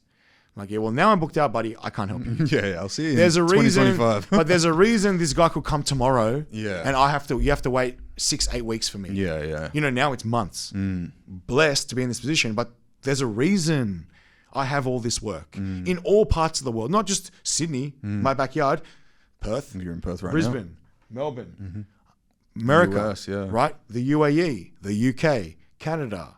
I don't have time to go to all these. I'm trying to I'm supposed to be getting married. I haven't planned my wedding yet because I'm not home. Jesus. I'm very fortunate to still have a fiance at this point. Right? But we got Hang engaged. in there, Kate. Hang in there. No, straight up, we got engaged. I took off to Turkey for 5 weeks. Oh, wow. I came back for 2-3 days. I'm going to Dubai for 5 weeks. Came back, went to America for 6 weeks, right? Came back for a week for my friend's wedding. Our friend's wedding. We went to the wedding. We all flew out the next week to America, 4 weeks. Damn. Came back last Thursday, or last Wednesday. I'm now in Perth. It's on Friday. I arrived in Perth. I'm here till Wednesday. I'm home on Thursday morning. Friday, Saturday, Sunday. Friday, we've got a wedding in Dubbo. Another wedding. Saturday, Sunday, I'm in Brisbane. Fly home, Brisbane. Yeah. Tuesday, I'm off to America. Another 6 weeks. Jesus. Right? Dude. So when do we plan a wedding in all of this? We don't. We can't. It's impossible. So I'm very fortunate to have a fiance. But it's funny. I'm so busy. I have so much things on. And obviously I love what I do. But I'm icing a lot of things in my personal life to try and make the most of this opportunity. Well, it's probably like you're in that zone right now where it's popped, obviously, right? But now you're trying to mitigate all of the opportunities so you can get to that level of the what do they call it? Fuck it velocity, 100%. But the thing is, me and Kate had a very serious talk about it, right? Because look, Kate is Aussie. I'm from an ethnic background. So in my world, you get married once. There's no such thing as divorce. And when you make that commitment, that ring, it means a fuckload more than what marriage means to some people these days. Yeah. So Kate, coming from an Aussie background, for her, it's still like, are we going to get married? I'm like, it's just a matter of time. We got shit, from my mind, it's done deal. Yeah. It's just logistical. But I get it. Girls, they wait all their life to get married and they want their kids. Special, Of course. So now we had a serious talk about the future. Obviously I'm 34. We're going to have another baby, hopefully, whatever. But I'm like, look, babe, we got this opportunity. Look, if you told me this a year ago, 6 months ago, I would have laughed in your face. But this opportunity has come now. Now, if we go hard for the next 12 months, this was back in January. If we go hard for the next 12 months and just, concentrate on this, man, we could set ourselves up for the future and have a really great life. Whereas everyone's I feel like the only reason I've gotten to where I am is because I have that attitude. I'm like, I'm going to give it everything now and take every opportunity with both hands. Yeah. And then, in a year time, 2 years time, who knows where it can take me. But to be honest, like any business, I'm a business. It takes time to build. You don't just walk into success. Yeah. Right? Yeah. And you look at all the millionaires, these entrepreneurs with money and whatever, they started off grinding, working day and night and everywhere in between to now have that kickback lifestyle. That fuck you velocity, right? Have that fuck off money, do what you want when you want. And Kate sees that. She's like, all right, if we ice our personal life, literally all we're doing is social media based stuff, like JWebby stuff, and other people's weddings. Right? That's all we're doing. Yeah. But she sees I'm actually quite good at this. We as a team are actually quite good at this. If we can pump it now, maybe next year, it's more laid back, do less, earn more. So instead of doing 10 trips a year, maybe I do 5. Instead of doing only 1 trip together, maybe we can plan it so it's in every school holiday, so we can go 4 trips together. Yeah. But when you're building that terminology, beggars can't be choosers, right? I'm not saying I'm a beggar, but what I'm saying is when you get to a level, you can kind of dictate. I'm already at a level where I'm kind of dictating. Yeah. But that's in Australia. Now, I want to dictate worldwide. I want to say, we're going to America on this date. We're going to go to the UAE on this date. And you want a white Christmas? Let's go to London. I want to kind of be able to do that. Yeah. But you need money. You need the platform. You need the respect. And you still need to create that hype around your brand. Yeah, for sure. To be wanted, yeah? And now, when you say it all out loud and you kind of sit down and you write everything down, you make a plan. It's like light bulbs come off and she's like, done. I get it. Let's go hard. Yeah. And the thing is, we're a team. We do everything together. Besides the travel now, because the little one's in school, it's a bit harder. Yeah, of course. But every event, it's me and Kate or it's nothing. everyone knows. Like I make the joke, like I'm the guts, she's the brains, but it's the truth. Like she does most of the all the editing, all the posting. We come up with a strategy together and stuff. Obviously, I'm the one eating, but it's a team effort. And like I said to her, like I know, like for me, like we're basically married. We live together. We do everything together. Like for me, like you're stuck with me. Like we're leaving in body bags. Like that's it, you know. And for whatever, you know, the girls being the girls, emotional, uncertain, whatever it is, she now sees like there's no JWebby without Kate. And at the moment, there's no Kate without JWebby. Like we're locked in no matter which way. The ring on her finger is just the added bonus, the way I see it, right? And now it's, since I guess we've had that talk and that realization, it's been smooth sailing because, all right, we miss each other. I'm spending weeks apart, whatever. It sucks, you know? But like now it's more like, how's Perth? Like, should we go back there together? Right? And I'm like, well, actually, this area was rubbish, but this area was really good. And this restaurant was all right, but this one was cracker. And now I can kind of like plan the good shit. Yeah. You know, like, for example, I went to America by myself for 6 weeks. Mate, San Diego, fucking immaculate. I love San Diego. Really? The best Mexican food I've ever had. Kate loves Mexican food, right? Hey. I went to East Texas, which was like nothing, farmland. I said, well, now I know. Let's go to San Diego, not East Texas. Yeah. Right? So if I have to go back to East Texas, you stay home. But if I have to go to San Diego, let's go and have a Mexican fiesta, right? Straight up, right? So that's the kind of the cool part now. She sees like, I'm kind of scouting out for future, right? Same as like, you know, this year, this last trip, we went LA, Vegas, New York, Vegas, LA. So New York for the hot dogs, Vegas because there's hectic food challenges there. We got to see like the circus and stuff. And then LA for Disneyland. All right. Yeah. So sweet trip. Yeah. But, you know, am I going to say, hey, come to East Texas, west of Indiana, and somewhere north of Missouri? No, I'm not. Because I'm just driving on highways for hours. There's nothing there. There's nothing to do. Drive to the Great Desert in the middle of Australia. Correct. Like there's nothing to do there. Like, you know, all right, I'm going to eat food at a restaurant, but after that, I'm getting the hell out of there. Like, I'm not even hanging around. Right? So why would I put you through that? If we're going to travel, we're going to make the most of it, have fun. You know, so I want to go to the UK in January. London. Fucking let's go. London's beautiful. So hell yeah, I want to bring it to London. You know what I mean? Germany, I'm trying to plan to go to Germany. I'm trying to fit it in there. I've heard Germany's fucking cracker. Really? Heard it's brilliant. Jeez. My barber actually just got back from, my barber in Sydney just got back from Germany. He said the time of his life. Whoa. Right? I wonder if they're like, they love the food challenges and that. They love food. Yeah. They love beer. They Oh, love of course, soccer. right. So it's just cool, right? So those places we want to try plan together. You know, when I go to Toowoomba, not so much. Yeah. Right? Respectfully to Toowoomba, but there's nothing there. There's a festival once a year. Don't waste your time. Like save the time away from home for something worthwhile. Yeah, of course. You know, make it worthy. And we've kind of come up with that, I guess, agreement, plan. I'm like the scout now. So I've got to bring her back to Perth. That's awesome. For sure. Nice. Okay, I've got to ask you something about your Nathan's challenge. Nathan's hot dog, yeah. How many hot dogs? 47 in 10 minutes. And I came third. You came third? So is that how heavy is a hot dog? So combined, they're 100 grams. So they're a 62-gram bun, 48-gram hot dog. Okay, that's not bad. That's not bad. I think just the average hot dog's like that size, right? Yeah, so, but the difference is, so Nathan's are renowned for beef. Okay. So it's kind of like sausage consistency, not like a Frank. Oh, nice. Right? So they call it a skinless hot dog. So in America, it's almost like a chev up kind of thing. kind of very similar, Right, very right. similar, but it's more like you know, when I train here in Australia, I'm getting like those like coal sausages. Yeah. Right, not a Frank. It's completely different, but that's what they call a hot dog. Okay. Right? They call a Frank a Frank. It's like a sausage sizzle. Kind of, Yeah. Right. And their bread Yeah. is called enriched buns. They're called enriched hot Is dog it buns. sugar shit? It tastes like Macca's cheeseburger buns. Yeah. Right? Full of sugar. Enriched. They reckon it's corn syrup. Yeah. That's what it says on the pack anyway. Really? Contains corn syrup. What the It fuck? says in the asterisk, contains corn syrup, and they're actually called, like, you know how it says like bread? Yeah. It says enriched hot dog buns. That's what they're actually called. Oh, wow. No shit. So it sounds healthier, but it's definitely not. It's knows. probably worse for you. Fuck knows what Jesus Christ. Yeah. And what was the challenge just before Nathan's that got you there? Okay, so So how do you qualify? there's a couple of ways. Okay. So they have qualifiers. So you turn up to a Nathan's qualifier and you smash hot dogs. Okay, and that's They in the do- US? Yeah, in the US. They Alright. do about 10 of them a year.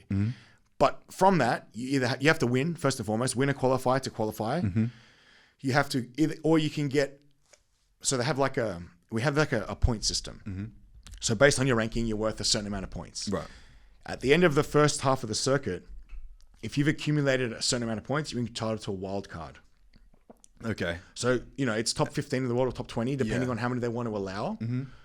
They might have 3 spots for a wild card. Okay. Right? Right. Now, obviously, Joey being number 1, he's automatic. The winner always gets automatic qualification. Yeah. Number 2 gets a hell of a lot of points, so they're pretty much already qualified. Number 3 usually has to qualify. But as a foreigner, in my contract, I'm entitled to a certain amount of points as a foreigner because obviously logistically I can't just go compete in all 50 events of the year. It's impossible. Yeah. Unless I It's live a in lot of America. fucking traveling. Exactly. Yeah. So they take that into consideration and the fact I finished 3rd the year before. Right. So they gave me automatic qualification this year. Awesome. So, and I know there is a political side to it. They understand I have a social media platform. Right. So they said, we're going to give you automatic qualification to Nathan's, but what events are you going to do this year? And I know that's code for how are you going to help us content creation? Yeah, of and course. because they know Yeah. when I rocked up for my very first contest, I had my tripods, I made content. That's what I do. Right. So I know the trade-off was without it being told to me in so many words, we give you automatic qualification to the Super Bowl, but how are you going to make it up to us? Right. Either way, me being me, I already told them I'm going to tour twice this year. I'm coming. I'm going to try to do 2 events leading up to Nathan's or 3 possibly. The 3rd one got cancelled because of flooding. So I couldn't help that. But I plan on doing 3 before Nathan's and 4 after Nathan's. And I go back next week to do the 4. Next month, September. Right? So like anything, social media has a lot of power. And in America, they value that. Yeah. So I'm promoting MLE events. I'm promoting the venues that's putting us up for the MLE. So for me to qualify for Nathan's, I feel like it's a great trade-off for them. Yeah. I'm flying to America twice on my own coin, on my own time, competing in MLE events, making my own videos. Right? So we're scratching each other's back. Yeah. Same as with Adam, Beard Meets Food. He competes in the MLE, right? Oh, does Massive. he? He's the most watched YouTuber in the world. Yeah. Right? Hands Again, down. have free qualification, but make a video. Because they can say, we have Beard Meets Food at our event, right? It's clout. But I guess it's a good trade-off. You both want to do well as well. Well, you know? the thing is though, me going to America lifts my profile. Me going to America makes me a better eater. I'm going to America. I went fully last year with the intention to get my ass kicked. The fact that I could compete blew my mind. And then obviously, regardless, I post all my videos, win, lose or draw. So I'm lifting everyone's profile by making videos as that Aussie in America. But yeah, now it's more like, I see it as they kind of like, how can we work with this guy? I'm the first Aussie to go to America and compete. So they're like, how can we work with this guy? We give a little here, we take a little here. It works itself out in the end. Yeah. You know what I mean? The fact that I'm doing well, that's just pure luck, but that's also works well in all of our favors, right? The fact I came 3rd and it, what was the next person? What 49. Did they? Oh, it's only 2. He beat me, literally, he got me by like 20 seconds. Whoa. Like he was 20 seconds quicker than me. And number 1, Joey? 62. But Joey's something else. Joey's a genetic freak. Yeah, Joey's like the Terminator. Yeah? Like LeBron James. The GOAT. Like yeah. the best there ever is, the best there ever will be. But that's Joey. He's elite, man. But in saying that, Joey, because he's Joey, and look, he's earned, I'm first to say this, the special treatment Joey gets, he's earned. Yeah. 15 Nathans wins. What? Mate, I'll eat your undies if you want me to eat them. That's what I think of Joey. He's elite, right? So, your undies. I swear. So look, his preferential treatment is earned. Yeah. Right? But in that preferential treatment means he doesn't need to qualify. He doesn't even need to compete. He just needs to turn up to Nathan's. So he can train for 6 months for Nathan's. Like we all train. We all train hot dogs. We all train other stuff. We all train. But he can train for 6 months for that 10-minute thing.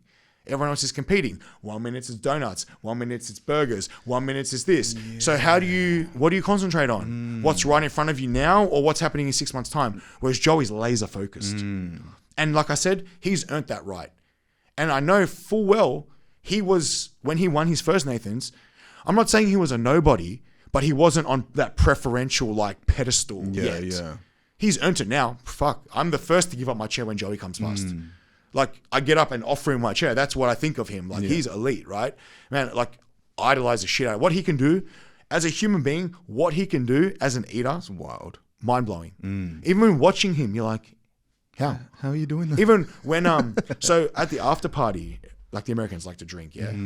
We're watching on the TV. It came on in the bar, and I'm just watching Joey, and I'm just like, what have you just done? How? And then I look at him now. He's like drinking beers. I'm like, how are you alive? Yeah, like 62 hot dogs. That's fucking heaps, man. That's a hot dog every 6.2. Yeah, 5.7. Yeah, something like low sixes. Yeah. What the fuck, bro? Yeah. He's a beast. His capacity is unrivaled, man. He's a weapon. But Jesus, he's probably like not doing a whole heap of traveling like the week before. He probably gets there a couple of weeks before. Well, the thing is this: he lives in Indiana. Now, he told me when he was a little bit drunk, the money he earned last year, I nearly died. Like I'm talking close to 7 figures US. Ooh, nice. And he told me he lives in Indiana. He left his state 5 times. What? Joey Chestnut, man. And, you know, he doesn't create content. No. The only things he posts is when people take photos of him or videos of him. Yeah. He said, I left my state. Because he knows. He goes, he goes to me straight up, like, James, what you're doing is awesome. You're putting in the hard yard. You're here from Australia, like, multiple times. You're traveling the world. You're doing good for the sport. He goes, you can get to this level. It's going to take you time, but if you keep going, you can get here. Yeah. And he's like, I left my state 5 times last year. And I'm like, I'm fucking traveling halfway across the fucking world. More than you left your state. Yeah. But that's Joey. He's earned that right. Completely earned it. He's earned his how do they call it? The Americans use this terminology. Nah. He's earned his dinner. Yeah. Right? That dinner meaning money. Yeah, of course. Yeah. Right? Yeah. He's earned that. He's earned the right to chill. 100%. Yeah, and he's earned the right to earn that amount of money because he is insane. He's on so many TV ads, so many TV appearances, you know, talk shows, all the above. Leading into Nathan's, they fly him to New York just so they can interview him. Whoa, dude. Right? So I'm not saying he doesn't work hard because he does, because he trains like a fuck. If you watch the 30 for 30 on him, the ESPN doco, it's next level how he trains. I got to check that out. Next level. He all these like exercises, stomach training, even to the point where when he's training hot dogs, he puts last year's contest on in the background and pumps it up really loud to build the atmosphere, and gets his brother yelling at him to G him up. Like he takes it freaking seriously. Yeah. And that's why I respect the shit out of him, because like what he's done for the sport, it's unrivaled. He's given me this opportunity. It's almost like a fucking fully like professional sport, how they have to set the setting and like straight up in America, it is a professional sport. It is. I have a professional contract with Emily, awesome. And there's rules and stipulations and stuff, terms and conditions and all that. Yeah, we compete for a lot of money. Yeah, and there's rules around that, and I respect that. But that's how they've gotten it to that level, by the professionalism. George Shea is a professional. He worked for the biggest PR agency in America, PR firm. He is a journalist. He's like the guy, but he built this from the ground up. But from day one, it was professional. And that's why they've been able to grow such an unbelievable thing, which is unrivaled. Like Australian competitive eating is nowhere near to the level of America, because we don't have that. A, we don't have the population, but B, the professionalism is not there because of the Aussie culture is a little bit different. Yeah. Like that she'll be right, mate kind of mentality. The Americans won't have a bar of that shit. They want everything on fucking contracts, or they're going to sue the shit out of you. Yeah, yeah. But in saying that, professionalism brings money, brings sponsors, brings all that kind of stuff, advertising, which in hand gives us prize money. Do you think we have the capacity for professional eating over here? Look, like as a competition, like say like a UFC got started. So we have competitive eating Australia. Okay, and right. Billy has done a great job. And I'm not knocking Billy one bit, right? I haven't even, I'm sorry, but I haven't heard of... It's a secret society, my friend. Trust me, it is, right? And it's not, I'm trying to bring, it's not in Perth. I don't want to give my testicles away or anything. Just... It's like one of those if you know sort of things, Okay, right? right. Look, Billy has done great for the sport. But the thing is, with such limited eaters, and look, before me, there was a couple of guys with really big social media platforms. And now I'm really the only guy now competing in Australia with a social media platform. So I feel like when Billy had the influencers being the eaters, he wasn't quite sure how to leverage that. Right. So now he's just trying to leverage me, which is one guy. So how professional can you be if it's only one guy? Yeah. Right? Whereas before there was 4 or 5 guys, when Billy was still learning his craft, if he could leverage it, if he had his time again, I'm sure he would leverage it a little bit better. But that's Billy for you, right? It's learning. We're all learning, right? Yeah. And that's the thing. Can I be honest with you? I'm pretty sure Billy didn't know how professional the MLE was until I went there and I said, Billy, try this, try that, or do you do this, or do you do that? He's like, what do you mean? I go, well, that's how the MLE do it. Right. He didn't know because no Aussie's ever been there before, right? Yeah. So everyone was kind of just in Australia. So there was no need to like grow anything because who are we competing against, right? Yeah.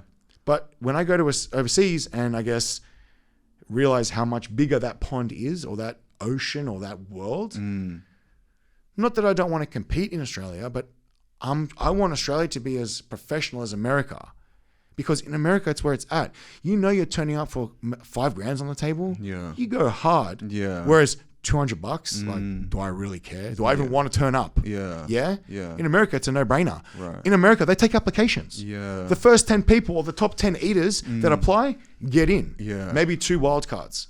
In Australia, whoever wants to come and compete, just come, because we need numbers. America, they're turning people away because people are fighting for that shit. Yeah, I guess it's like watching a professional league in anything and then watching like the amateur league.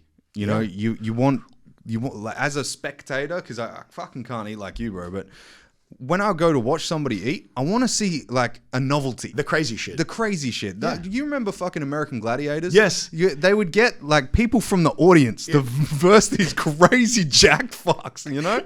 Yeah, they're smashing each other. And that was like, it was a novelty to that. Yeah. And I think like, because we, in Australia, media is such in its infancy still. Yes. You know, like America's been around for a couple hundred years. And they have such a even large population. Way longer. The population is Times 10, right? Yeah, man, it's crazy. And the thing is, I feel like Billy doesn't have much to work with because we only have maybe, I think it's 15 pro eaters in this country versus 100 in America. Right? Like, if Billy had the numbers to work with, he would kill it here because it's a smaller market. Yeah. But he doesn't have the numbers yet. And the thing is, it's always learning. I'm sure if Billy had his time again, he would do a couple of things differently, for sure. But I'm sure as well, he's got plans to grow the sport how he wants it grown. He's the boss. He's the boss man. Yeah. And, you know, I talk to Billy often about what his plans are. How can I help? Because at the end of the day, like, I'm in Perth. I'm spreading the word of competitive eating. Like, there was one guy that spoke to me yesterday. He's like, oh, like, I want to try a food challenge. I'm like, hell yeah, let's go. Like, let's do it together. I'll come with you. Oh, wow. Like, I just want more people involved and to grow the sport in a positive manner, right? Billy's in Brisbane. Brisbane have some great eaters. Oh, yeah. But Brisbane is all the way up there. It is. Yeah, You it's know? pretty far out. You know what I mean? So the more we can, if I'm the one doing the traveling, I'm just going to, that's why I wear it on my chest. I want to promote the brand as best I can. Awesome. And that's why, like, the more the merrier, to be honest. And it doesn't have to be, you don't have to be an eater. Man, we pack out restaurants and events. We did the sushi event 2 weeks ago. 2 weeks ago? 10 days, whatever it was. Not last weekend, the weekend before. Yeah. We packed out a whole sushi restaurant. Spectators. Awesome. There was still 30 competitors, but people just came to watch. Now, that's what you want. You just want to raise the profile a bit, right? Yeah, for sure. And that's what I'm trying to do. And Billy's one man. The MLE have a whole organization. Yeah, they got employees, they got marketing, they got media, they got salespeople, they got everything. Billy's a one-man show. Yeah. So he doesn't have the capacity to do what the MLE does. But if we all chip in here and there, make some videos, spread the word, get some interviews, go on radio, do whatever it is, right? We all help in our own way and kind of chip in to hopefully grow the sport in this country. Yeah. Imagine this, right? A gladiator type thing, right? But not obviously fighting. People, because I know a lot of people that want to do the challenges, right? Yeah. Imagine a head-to-head, like somebody from the audience and and a fucking professional eater, and then it goes crazy. So we've actually tried that. Yeah? Okay, at Meat Stock, which is like a barbecue kind of festival. Yeah. So it's actually quite famous in Queensland, New South Wales, and Melbourne. Why don't we have that here? Perth is so far away. What man. the fuck? I know. So basically, it's like all the barbecue, all the brisket trucks, everything, right? So actually, that's the famous. It's for the sausage sizzle throwdown. Oh. And there's a pro round and an amateur round. And normally, it's like Billy takes applications online on the Facebook group and stuff. But we had guys pull out, and he just goes into anyone from the audience want to come and smash some sausage sizzles. We had one guy join.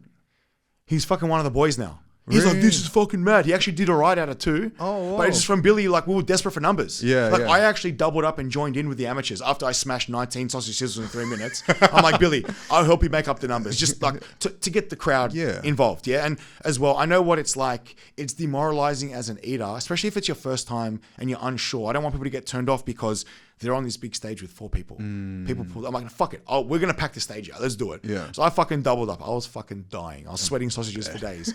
But this random fella, he's like, I'm hungry. I love sausages. I'll give it a go.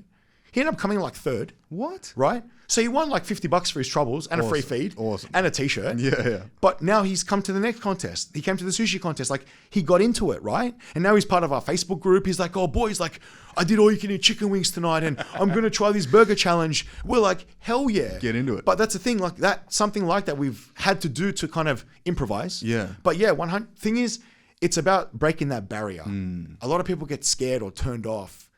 And I guess that's what I try and portray.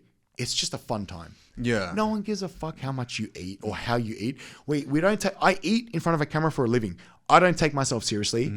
No one else does either. Have a laugh. Yeah. Don't take yourself so seriously. Have a freaking laugh. It's actually fun. Yeah. And I've roped in so many people just to come and do burger challenges or whatever. They're like, that was actually fun. And I'm like, yeah. And you got the opportunity of getting a free feed. They're like, yeah, mad. I'm like, see, what's so bad about a food challenge? Exactly. And like, I feel like as well, everyone's so worried these are what others think about them. Here's the fuck. If you're having fun and you have a smile on your face and you're not hurting anybody, who cares? Yeah. Do what makes you happy. That's all I do, and it's taking me to the other side of the world. Yeah. So if you want to do a burger challenge, if you think you can eat a 10-steak burger, give it a go. Yeah. If you do it, the shop will give it to you for free and a t-shirt. Well, what do you got to lose? Was Nathan's the biggest place that you were like most nervous at? Yeah. Yeah. So I had never seen 50,000 people before. Oh, for real. So my first Nathan's last year, the night before you have the eaters briefing and it's really professional. And then ESPN comes in and kind of gives you the debrief of the day. And they make you sign a waiver. I'm like, the fuck? They're like, yeah, because we're going to be recording you on our drone. I'm like, brother, you're ESPN. Why are you asking for my permission? Yeah. You're the biggest sport network in the world. I should be asking for your permission to be on your channel. But that's how serious they take it. Yeah. They literally make us sign a waiver so that we can be recorded for ESPN content. Right. I'm like, yeah, because they don't want to get the content and then be like, oh, we got to blotch this guy's face out or something. right, but I'm like, I'm a nobody. Like, what the fuck? And that's when he hit I want to be on TV. I'm like, ESPN drone, 50,000 people. What's going on? Yeah. They're introducing you, mate. You don't know what to look at, what to do. I'm like, don't fall over, don't fall over, don't fall over. No. I was fucking so nervous. I had the camera in my face, and I'm just like, everyone does. The Americans, they get hard. They got the intros, they're doing their poses. There's a few army vets, they're doing like this, and I'm just like, what a fucking idiot. But I'm like, I don't give a fuck because I'm up here. Yeah. Fuck it. I'm here.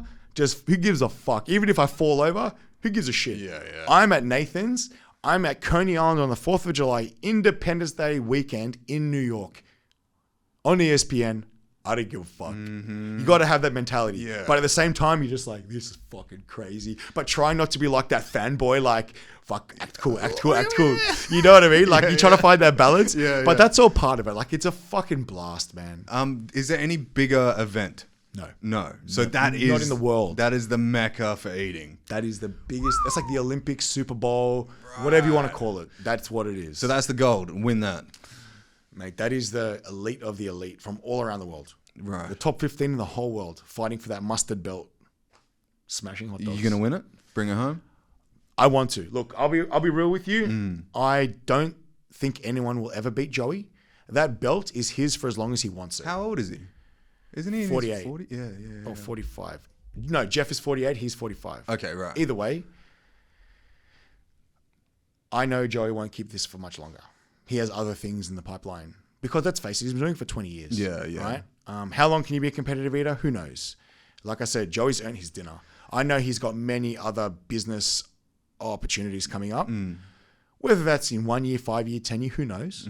But if Joey can do it for 20 years, I can do it for 20 years.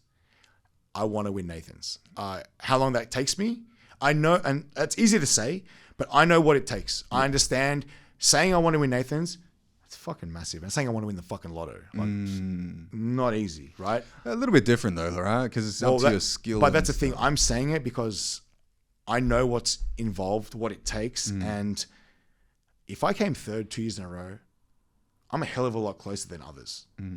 If I keep pushing and pushing and improving. This year, on last year, I improved 6 hot dogs. I did 41 on my first time, 47 this year. If I can get to 50 next year, so only eight people have ever eaten 50. I want to be the 9th person to eat 50. Yeah, do it. Right? Once I hit that milestone, Yeah. I'll push it again Yeah. and again and again and again. Yeah. And if I'm going to be real with you, and this is not me shitting on any other competitor, there's a few of us where we're improving. And if like, look, Jeff and Joey have been 1 and 2 for as long as I know. Yeah. But they're kind of at that level they can't push anymore. Like I think Jeff's most is 51. This year he did 49. Joey's at 62. Last year he did 63. Right? So he's still elite. Yeah. But if I can keep closing the gap and just pegging away, Yeah. I just want to be in the mix. Is there a longevity? Like, has anyone done it for like a lifetime, or has it not been around that long? Joey's got to be the longest, 20 years. Yeah. I'm trying to think who would have done longer than Joey. I say Joey because he's been elite for so long. Like people have been doing competitive eating for 20, 30 years, but they've never been great. Yeah. Joey's been elite for 15 years. Yeah. Doing it for 20, but top of the game for 15. And yeah, it comes down to if you look after yourself, you can do it.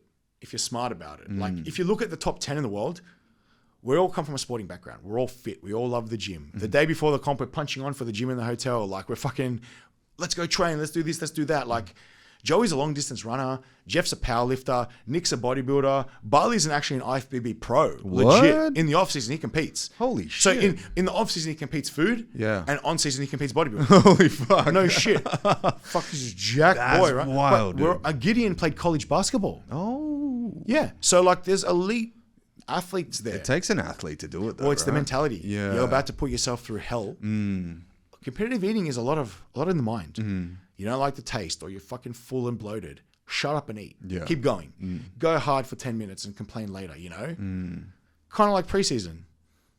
You're better off for it, but it sucks. Yeah, true. Have you looked at... Oh, fuck. I just lost my question. No, I didn't. Yes, I did. Joey... I'll cut this part out. Hold on. No, you're good. No, you're good. I can't remember what I was going to fucking ask. Hold on. This always happens when it's like the most pivotal question. Oh, yeah. Okay. Cut there. When you eat dinner, like just a regular meal, is there such thing as a regular meal for you when you're doing like these crazy competitions? Or is it like constantly having to stretch out the stomach so you can get more in? So I'm very lucky. My fiance, she's a boss bitch. Most date nights now are at a buffet. Because, look, there are normal nights, and I love to cook. I'll cook dinner at home. But when it's contest season, I'm always stretching my stomach. So I'll eat with my family, but then eat before and after. I'm very lucky I have a fiance that's fucking boss, and she's like, let's go all you can eat. She knows what I'm willing to do. She knows how much I fucking love it. And she knows, with or without her support, I would have tried to do it anyway. Yeah, okay. Right? So... She's leaning in. The thing is, though, like, to be honest, I love food. So I will not go to the shithole little $10 buffet. Yeah. I'm going to go like, our thing is Brazilian barbecue. Like, Me so too. that's actually our ritual. Before Nathan's, there's a very top tier Brazilian barbecue in New York. So much so, you got to wear like clothes. Like, you can't wear like casuals. Full suit and shit. No, not suit, but like just formal jeans, stuff. like Yeah, smart yeah. casual. Yeah, smart casual. Fucking, I'm unbuttoning my jeans at the table. But like, that's our ritual, right? Yeah. So I pick nice places to eat. But like, we still go for the occasional like date night where it's like we have a few spots we frequent. Yeah. But to be honest, it's actually the opposite, because when I go to a restaurant and they know who I am, they recognize me, They bring it out. I will order and they'll double it. So we go to our favorite. So we love Korean food. Yeah.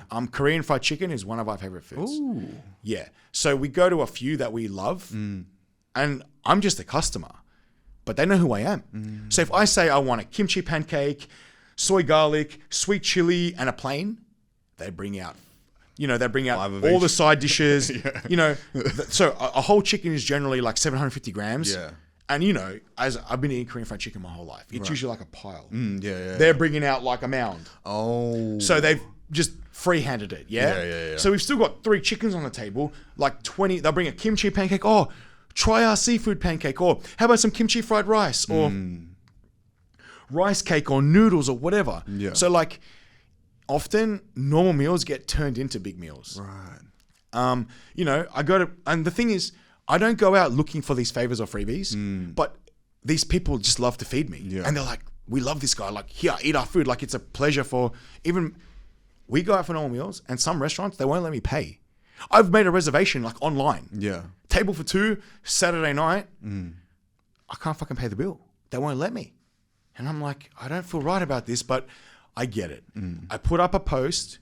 That post will pay for the food and then some. I get it. Yeah. It's how the system works. And I'm becoming more okay about it. At the start, I was really uneasy. Like, I'm like, I can't do this. Like, this is not fair. Like, I know what food costs. My favorite food is pizza. In Sydney, cheese has gone up 300% in 6 months. Wait, what? Yeah, 300%. Why?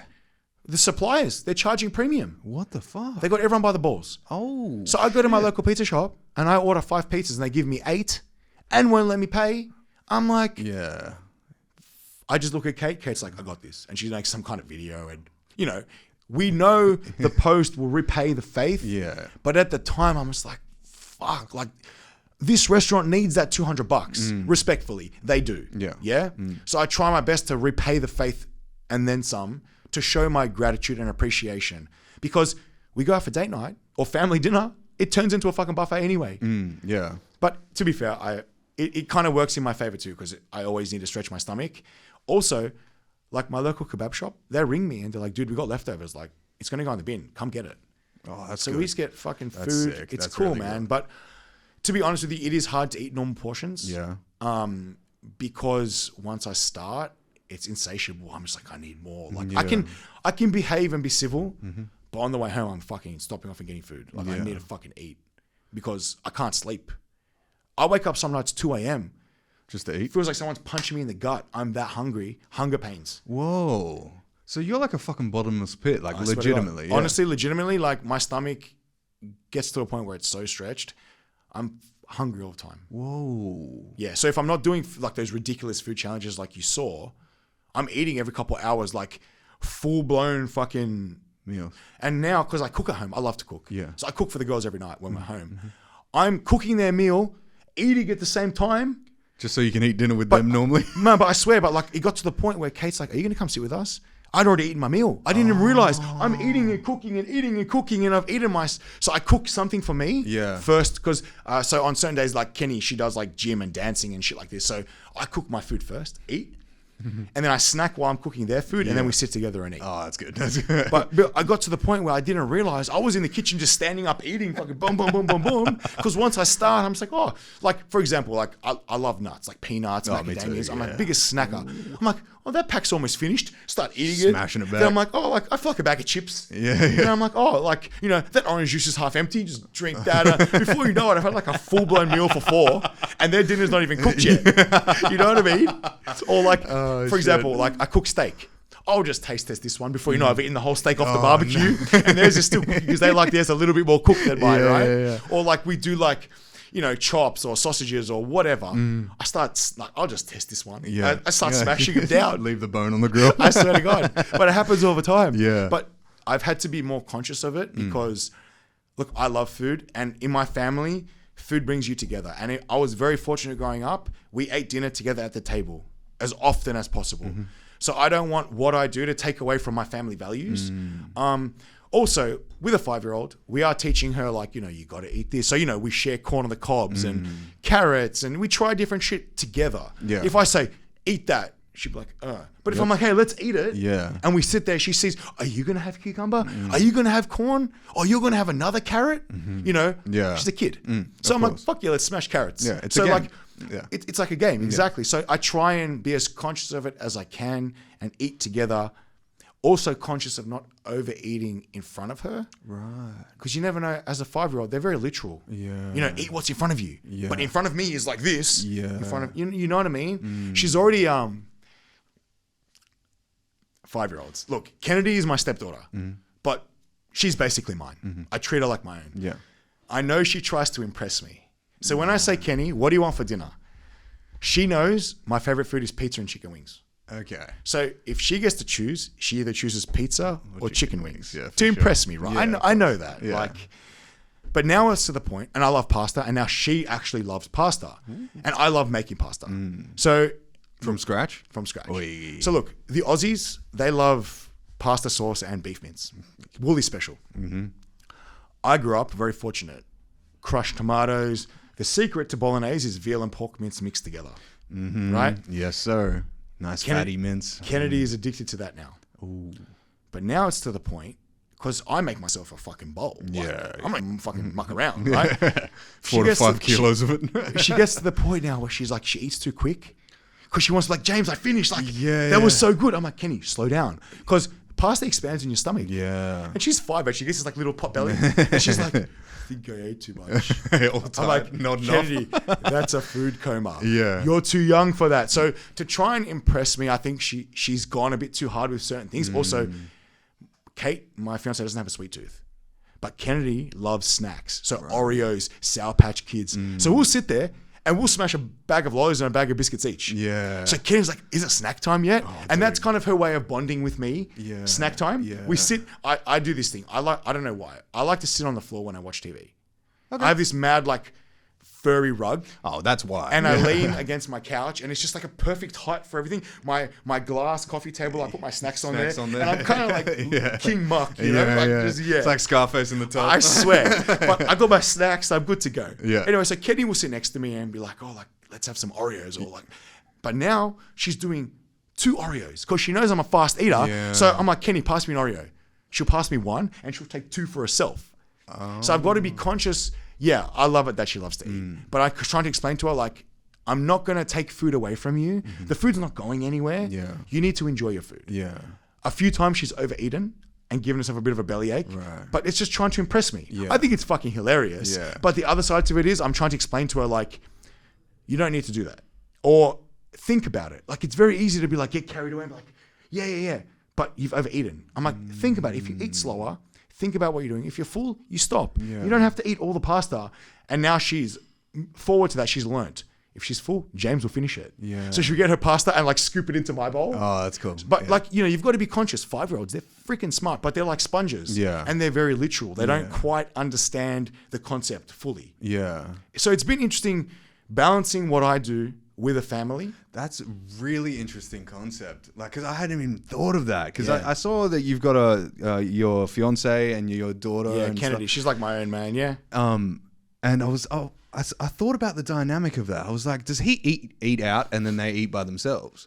But We do as much of it together as we can. yeah, Even now, to the point. So Kate is a grazer, right? So she will love it's to. all day kind of. And the thing is snacks. very indecisive. Yeah. So we go to a restaurant and she can't decide, do I want beef? Do I want chicken? I'm like, fuck it. Just get it all and let's just share it. Yeah. Whatever you like the taste of, finish off and give me the rest. So now Kennedy kind of does the same. We don't order our kids' meals anymore. She just joins in with us and has a bit of everything, right? So she gets to try all these different foods, That's cool. which is great. Yeah. Find me a 5-year-old that wants a kebab or a shawarma or a gazleme or fucking kofta or something like this, right? Yeah. She's a cultured little kid now, right? Yeah, that's cool. But she's also learnt, after the overeating stage, she's learnt that I can try everything and Not be as full. but if I don't like something, it's okay. I know a lot of parents like, you must finish that meal. Yeah. Yeah. Now I get it. You must finish it. If you want to have junk food and snacks, you've got to finish the good shit. I get that. Yeah. But if we're ordering adult-sized meals to share, eat as much as you want. Try a bunch of everything. Maybe have two bites of the one you really like. Yeah, yeah. But when you're full, you can stop. Yeah. I'm trying to get her to understand that in our family, we don't waste food. But when I'm around, there's no wastage anyway. Yeah, You know, I'll always finish it, you know? Yeah. And, you know, so I'm trying to just instill that in her, like, don't be wasteful, but also don't have to overeat either. Were you like this with your was your parents like this when you were young? So I was a fat kid because Me too, my mum Overfed. was fucking master chef. Oh yeah. My mum's food, I didn't want to eat out. Really? To the point where, so my mum, I was very fortunate in high school. I had cooked lunch. My mum cooked for me.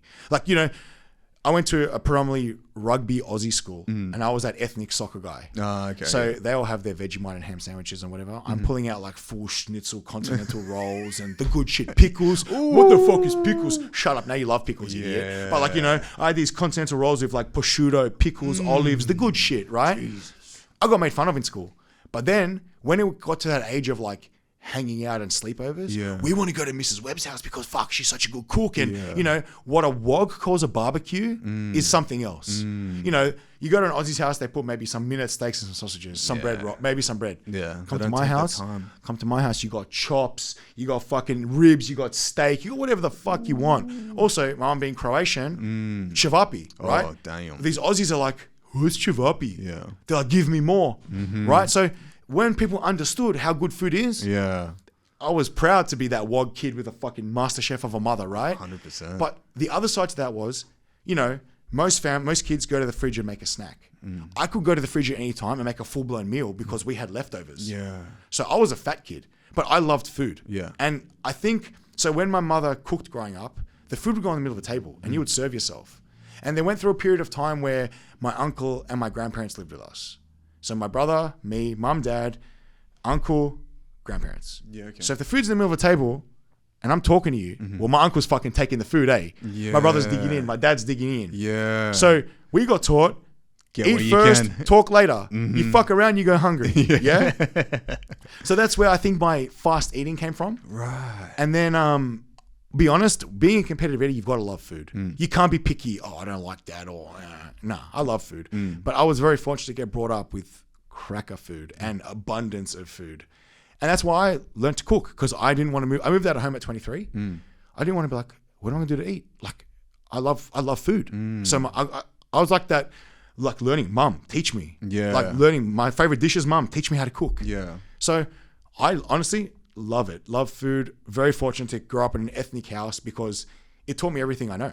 I remember the scene from the first Wog Boy movie where he goes to school and he's got that giant sandwich. That's what I pictured. That's so honestly, good. I had like a little esky for a lunchbox. That was me, man. This little fat wog kid with man boobs. Awesome. And like a full rugby jock white school. I'm like, what the fuck is that? But pristine white, brother. Pristine. 100%. But these judgmental rugby jocks, they quickly came around to the idea of chicken schnitzel, cevapi, and over a fucking pre-made yogurt. Like, what the fuck? 100%. You know what I mean?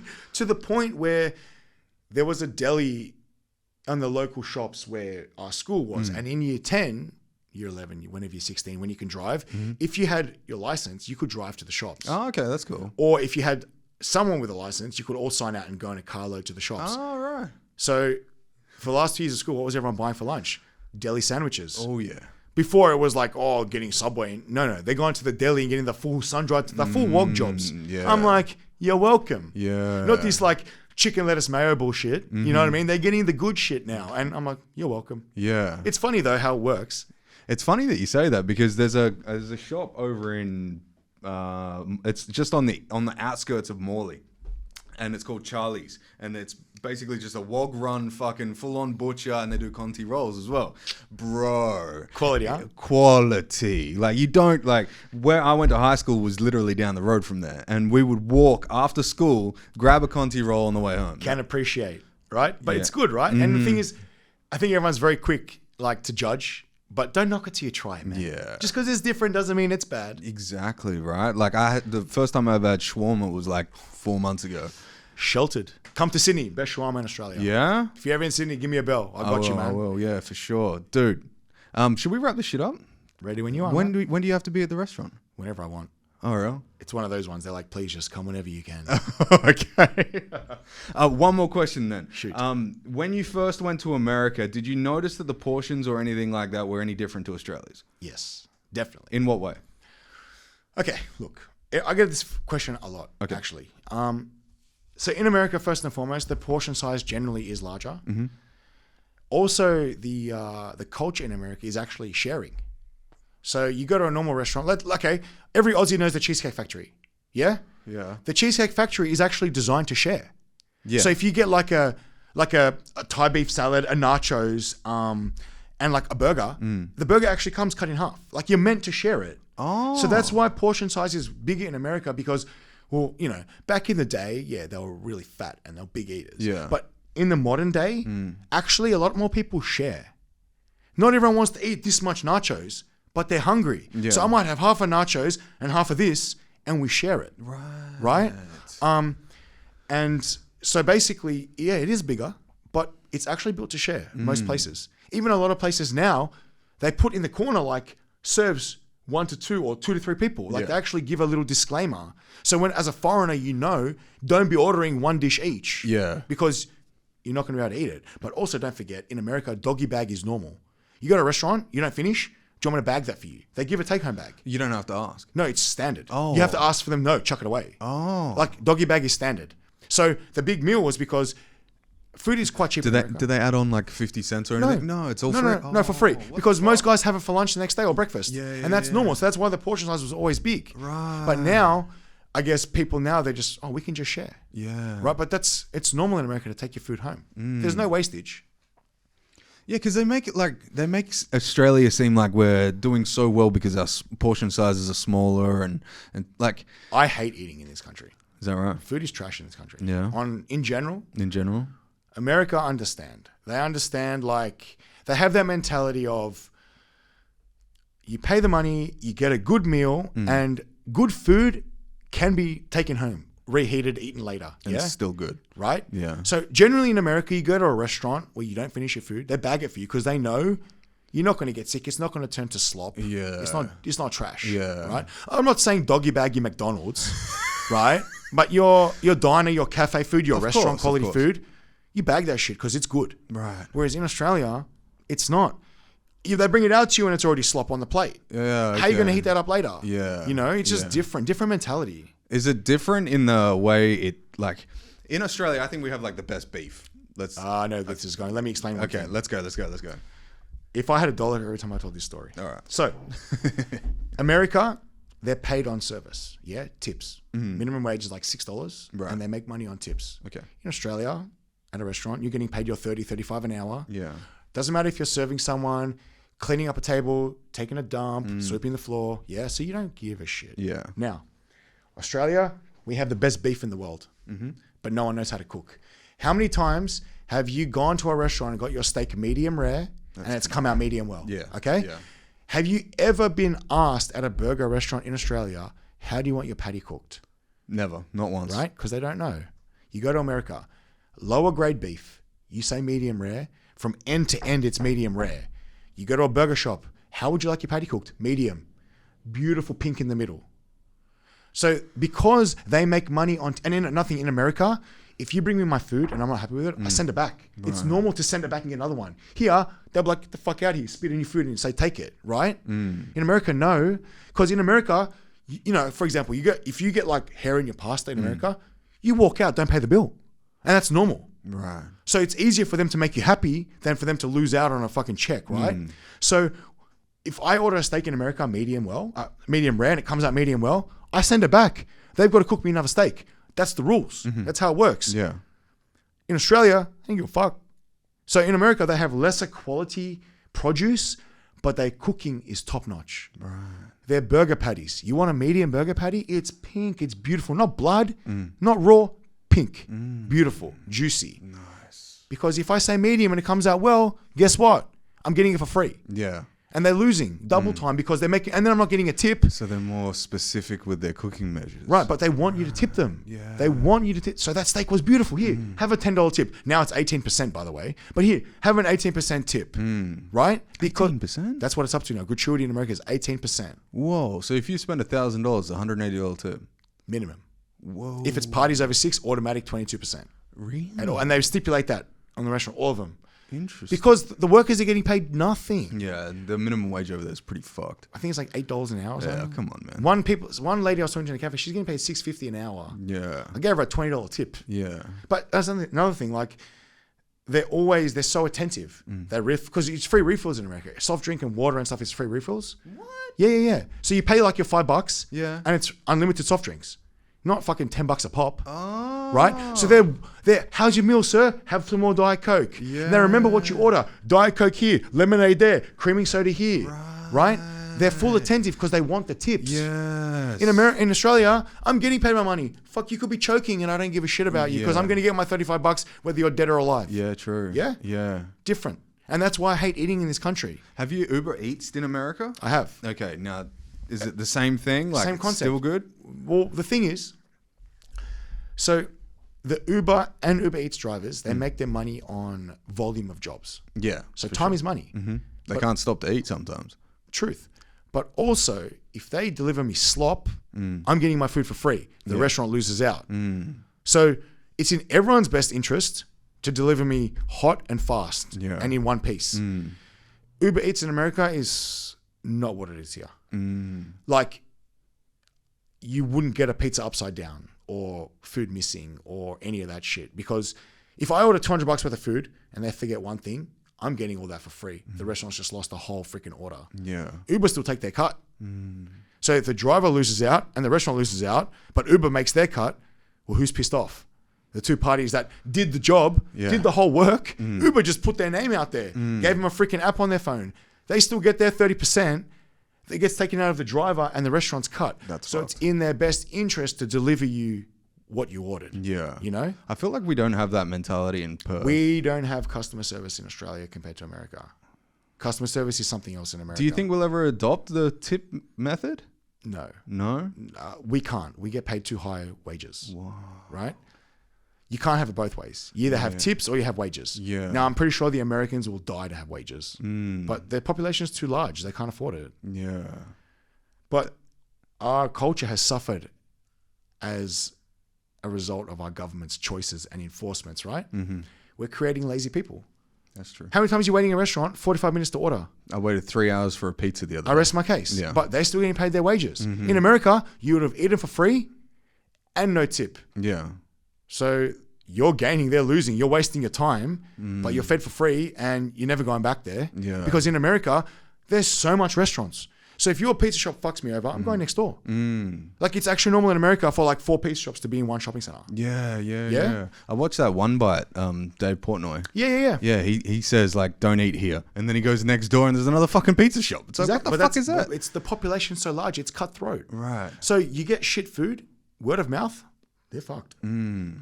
I like what, I won't say the restaurant's name, but there's a restaurant in a food court north of here.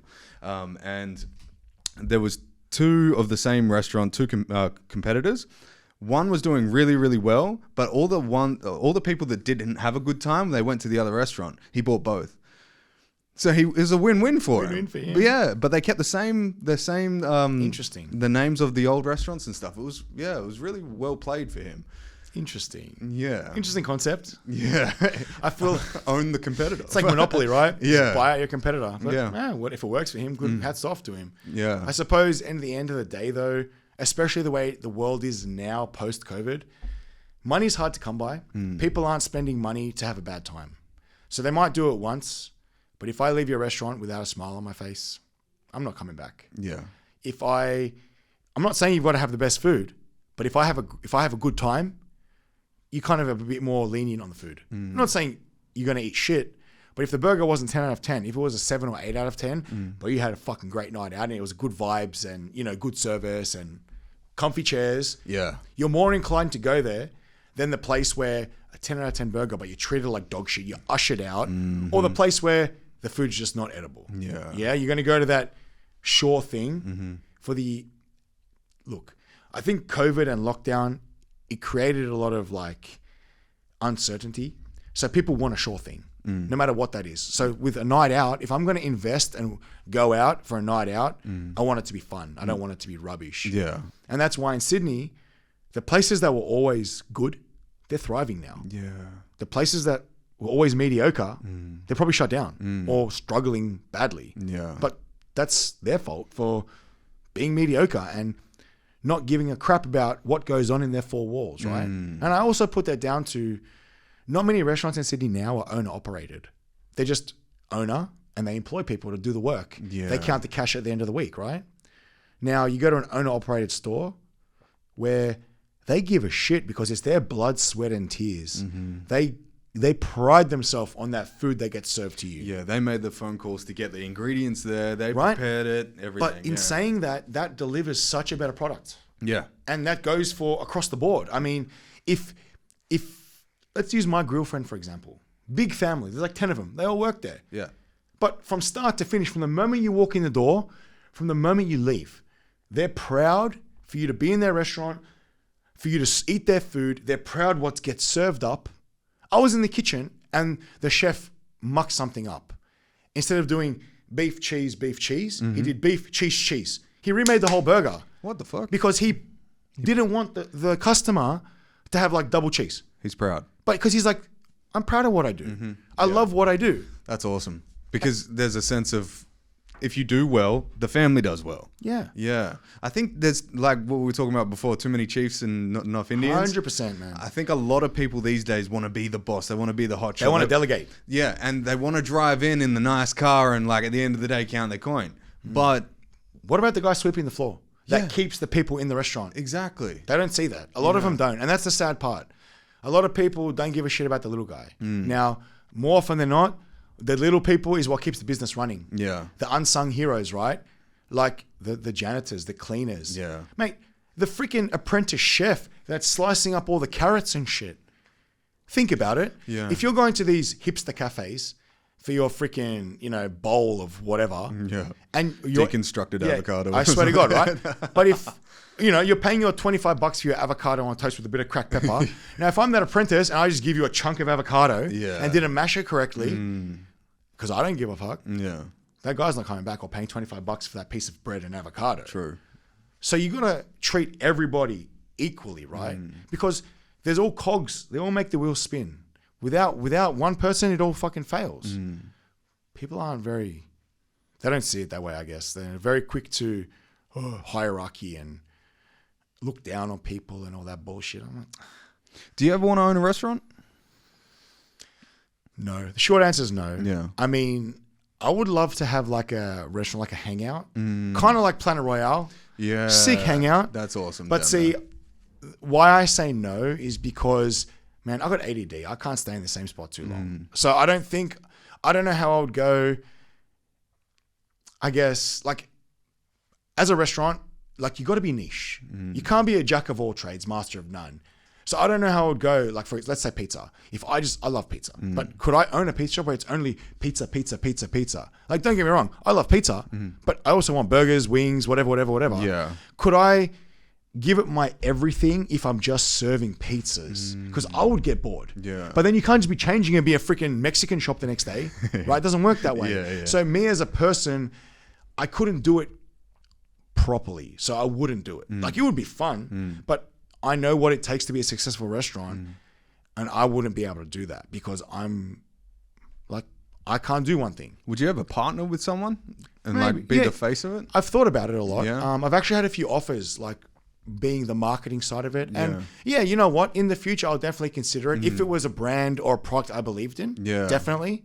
Like one time a month you come in and do a challenge and verse somebody in the restaurant. Yeah, something like type that. thing, But yeah. also, not only that, like, I love marketing. But there's a lot of restaurants that have the best marketing and the shittest food, right? In Sydney, so many food trucks, the shittest food, Really? but the best marketing. Now, if I believed in the product and I trusted the person, again, I would only go into partner with owner operated, not some guy that hires people just because. I know how it goes. If I aligned with the brand and I genuinely love their food, yes, I would partner. Yeah, right. I wouldn't trust myself in the kitchen because I'll be fucking one for you, one for me, one for you, one for me. You know, that's just being straight Doing up. what you do at home. But yeah, look, you never know where the road can take you. And to be honest, the relationships I've built so far, Yeah. Some opportunities have come my way, but it's just not the right time. Yeah, of course. Because like anything, you've got to be willing to give it 150% or it's not going to work. And at this point, my focus is traveling, making my brand worldwide. Yeah. When that kind of settles down, yeah, definitely I'll start taking some of these opportunities seriously. And as well, like, you know, when it's meant to happen, when the right thing comes along, you know, it kind of fits, You feel it. So if the opportunity comes and the shoe fits, I'll definitely pursue it. Yeah. Well, I think you're doing the right thing at this point because you have the hype behind you. You're going around the world. It's going fucking very well. Thank you. And dude, from what I've seen, just with the interactions that you have, because I came down yesterday to watch you eat, the interactions and how you are with everybody is just how you've been on this podcast. I appreciate that. And it's awesome to see because I'd hoped, I really did, because I watched you and Katina's video in the lounge room a week ago, and I was like, I really want to have a chat with this guy. And a week later, you're fucking here. And I'm very, very happy that you came to Perth and highlighted some of our good restaurants. And I'm happy that you came in and talked to me. This is really, it was like a gift, bro. No, I appreciate you having me, man. Honestly, like I said to you before, I'm honored to be here, man. A part of the Roadshow. Like it's got prestige, man. Like I'm not just the guy off the street. You know, it's an honor for me to be here. Like the fact that you sought me out and messaged me, man, hell yeah, I'll come. You know what I mean? For sure. Like grateful for the opportunity. I'm grateful for the opportunity, bro. Don't you steal that from me. Goes both ways, man. Yeah. Fuck, dude. Let's wrap this shit up because I know that you probably don't want to eat dessert too late into the night, right? Is there ever a wrong time for dessert? No, I don't think there is. Can you ever say no to waffles? Ooh, I don't think so. I don't think so. Oh, actually, best chicken and waffle place in Sydney. Go. Ooh, I'm gonna go with none. Oh, really? Can Gangster American over there. Can I be honest with you? The best chicken and waffles is actually from a brunch cafe that only serves brunch, and they close at 3 p.m. or 2 p.m. every day. Oh, whoa. It's called Bad Habits Annandale. The best chicken and waffles, simply because they know how to fry chicken and they know how to cook waffles. Ooh.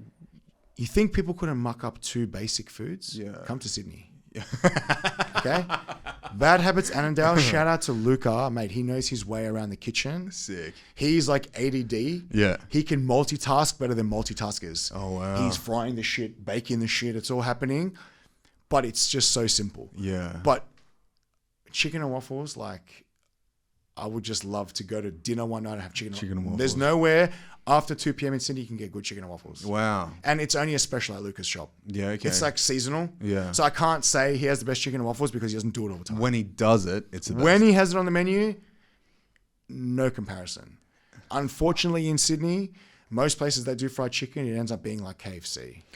Ouch. And most dessert places that do waffles, it's like eating a biscuit. Like, you know, a salada cracker? Yeah, dry as shit. And it just so happens the places that can do fried chicken don't do waffles, and the places that do waffles don't do fried chicken. Yeah. Unfortunately, the food scene in Sydney is not that great. Really? What about Melbourne?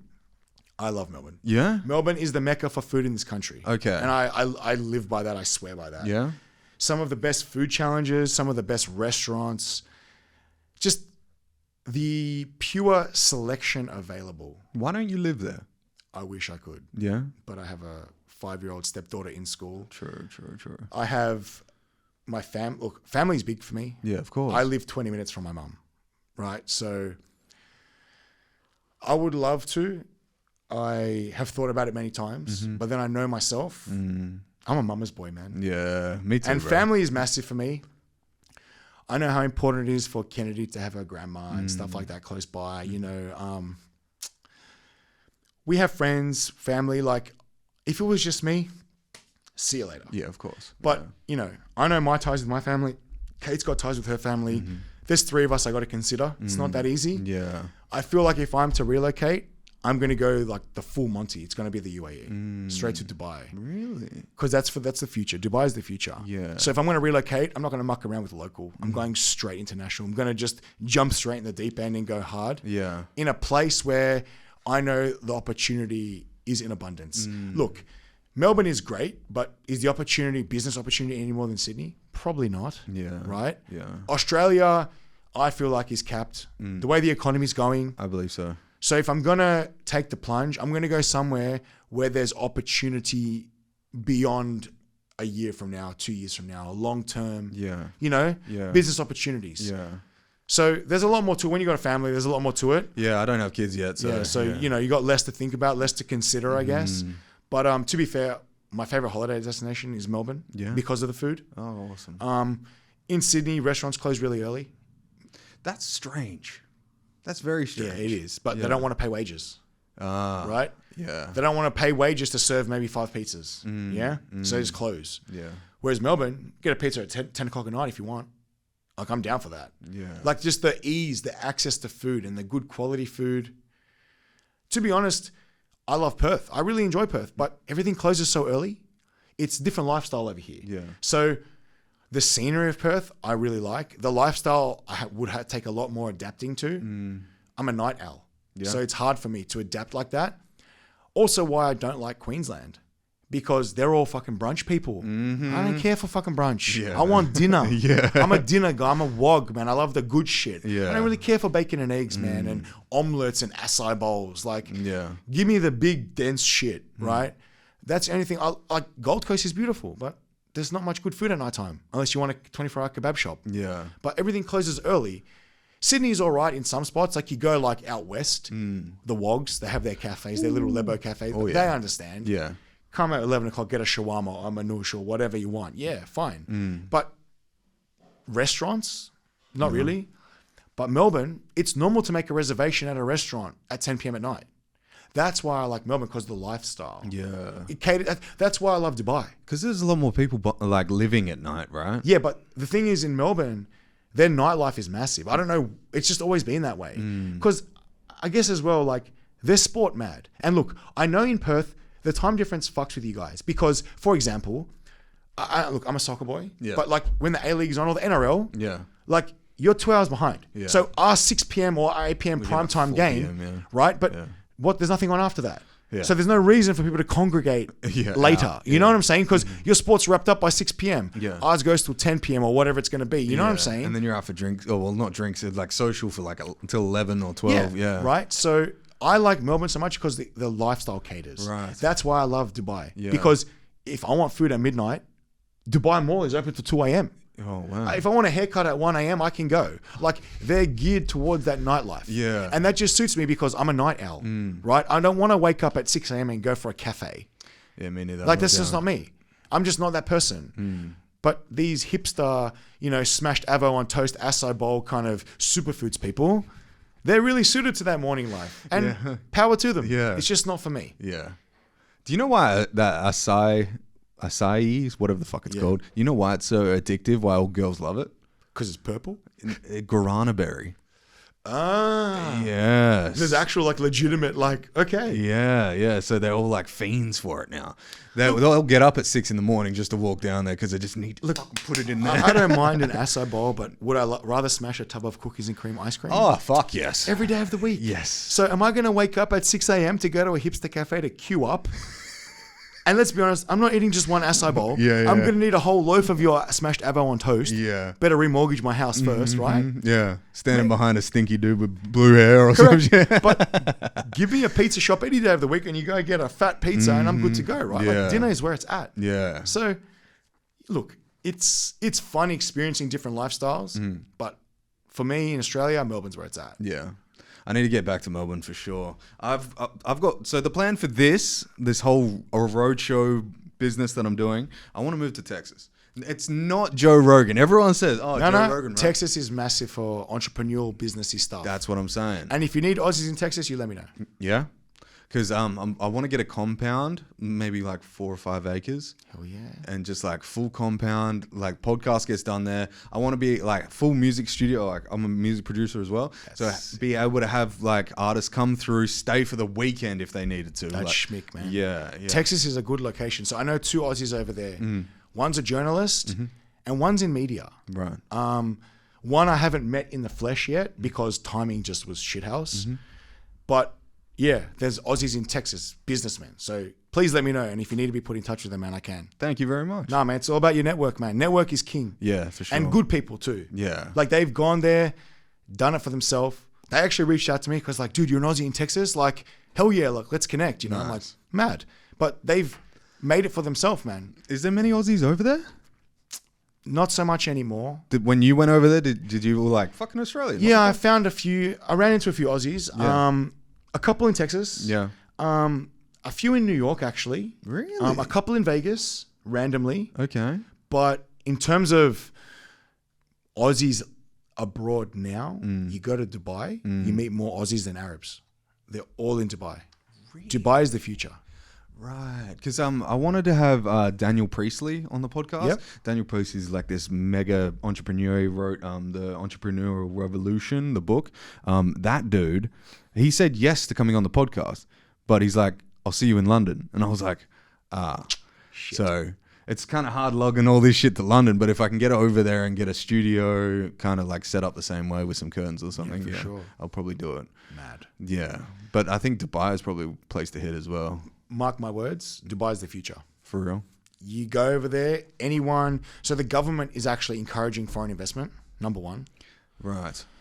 You set up a business over there, you get a visa. Apparently there's like a district that you have to set up a business in, right? It depends what your business is. You can Okay. also get a free trade district. Oh. My business is a free trade agreement. Yeah. I don't need to have a district. Okay. But it's for media or finance or marketing or say, like they're kind of just trying to, Tick all avenues. it's more like if we can keep everyone in one area, we can manage that area. Yeah. Grow that area. Yeah. But you can also get a free trade agreement where you can go anywhere you want. Oh. Right? So the entrepreneurial side of Dubai, a lot of them have floating desks or work from home or Yeah. Yeah. jump around. Like you can do that too. It just costs you a little bit more. Right. But it's Dubai, man. The opportunity is endless. Yeah. Money and opportunity over there. And also the government is encouraging you to start a business. They want you to work out of Dubai. They want you to earn dirham, their currency. They want you to invest foreign money in the UAE. They want to be the most powerful city in the world. I think they're getting close. Honestly, they're They've already moved- saying the UAE passport is the most prestigious passport to have currently. Is that right? It gives you entry to the most countries without a visa. Right. They are really, really building the finance district there. So the Abu Dhabi Bank is the only bank in the world that actually has your cash at the bank. Oh, they're not leveraging it. No. So if every single person had a bank account for Abu Dhabi Bank, when Yeah. they pulled out their money that day at the same time, They'd all get they it. all get their cash. Whoa. First bank in the world to do it. Whoa. Yes. That's crazy. Yeah, that's how much money is in the Middle East. Jesus. And they also know one day the oil is going to dry up. So what's their plan B? Tourism. That's why they're They have building that malls. wall. They have malls with ski resorts. They have malls with waterfalls. They have the biggest water park in the world. There's options are endless. You want to go camel riding, go. But you want to take jet skis out, go. You want to go What? skiing, you can go. Holy shit. Yeah, man. Oh, man. I got to get to the Dubai. Honestly, when I was in Dubai, I canceled 2 food challenges because I was at Atlantis, the water park. I didn't want to leave. I'm like, I just want to stay here forever. Biggest kid out. I swear, I'm going down water slides belly first. I'm like, yeah. I'm like, fuck, I'll go to the food challenge tomorrow. Yeah. They probably weren't that mad either. No, 'cause to you be were fair, still- they were frothing it. They're like, you can come at 2 a.m. if you want. Oh, shit. I'm like, I'm at Atlantis. They're like, oh, no, come tomorrow. It's okay. 2 a.m. at Atlantis? Is it a 24-hour park? No, the water park closes at 10 p.m., Oh, that's cool as shit. but all around it, all the restaurants, they Yeah. open basically till 4 a.m. Oh, whoa. That's unheard of in Perth, man. That actually, Unheard there's, of in this country. there's 2 places. Uncle Billy's, and it's a dead-ass Chinese shop, but it's where you go after you've had a big night. Yep. And, you know, you, Recovery. you can't taste shit, you know? That's what I'm saying. And then they go You and I Cafe, which is Vietnamese, and it's like 24-hour Vietnamese. It's Banh fucking- mi at yeah. 4 a.m. All right. Yes, that's what I'm talking about, bro. Yeah. Yeah. Well, that's unheard of in Dubai. Is that right? Everything's open late. Everything. Whoa. You want a coffee at midnight? You go. Yeah. Like shisha coffee. It's just normal to go hang out. With your metabolism, do you stay up during the night like a lot?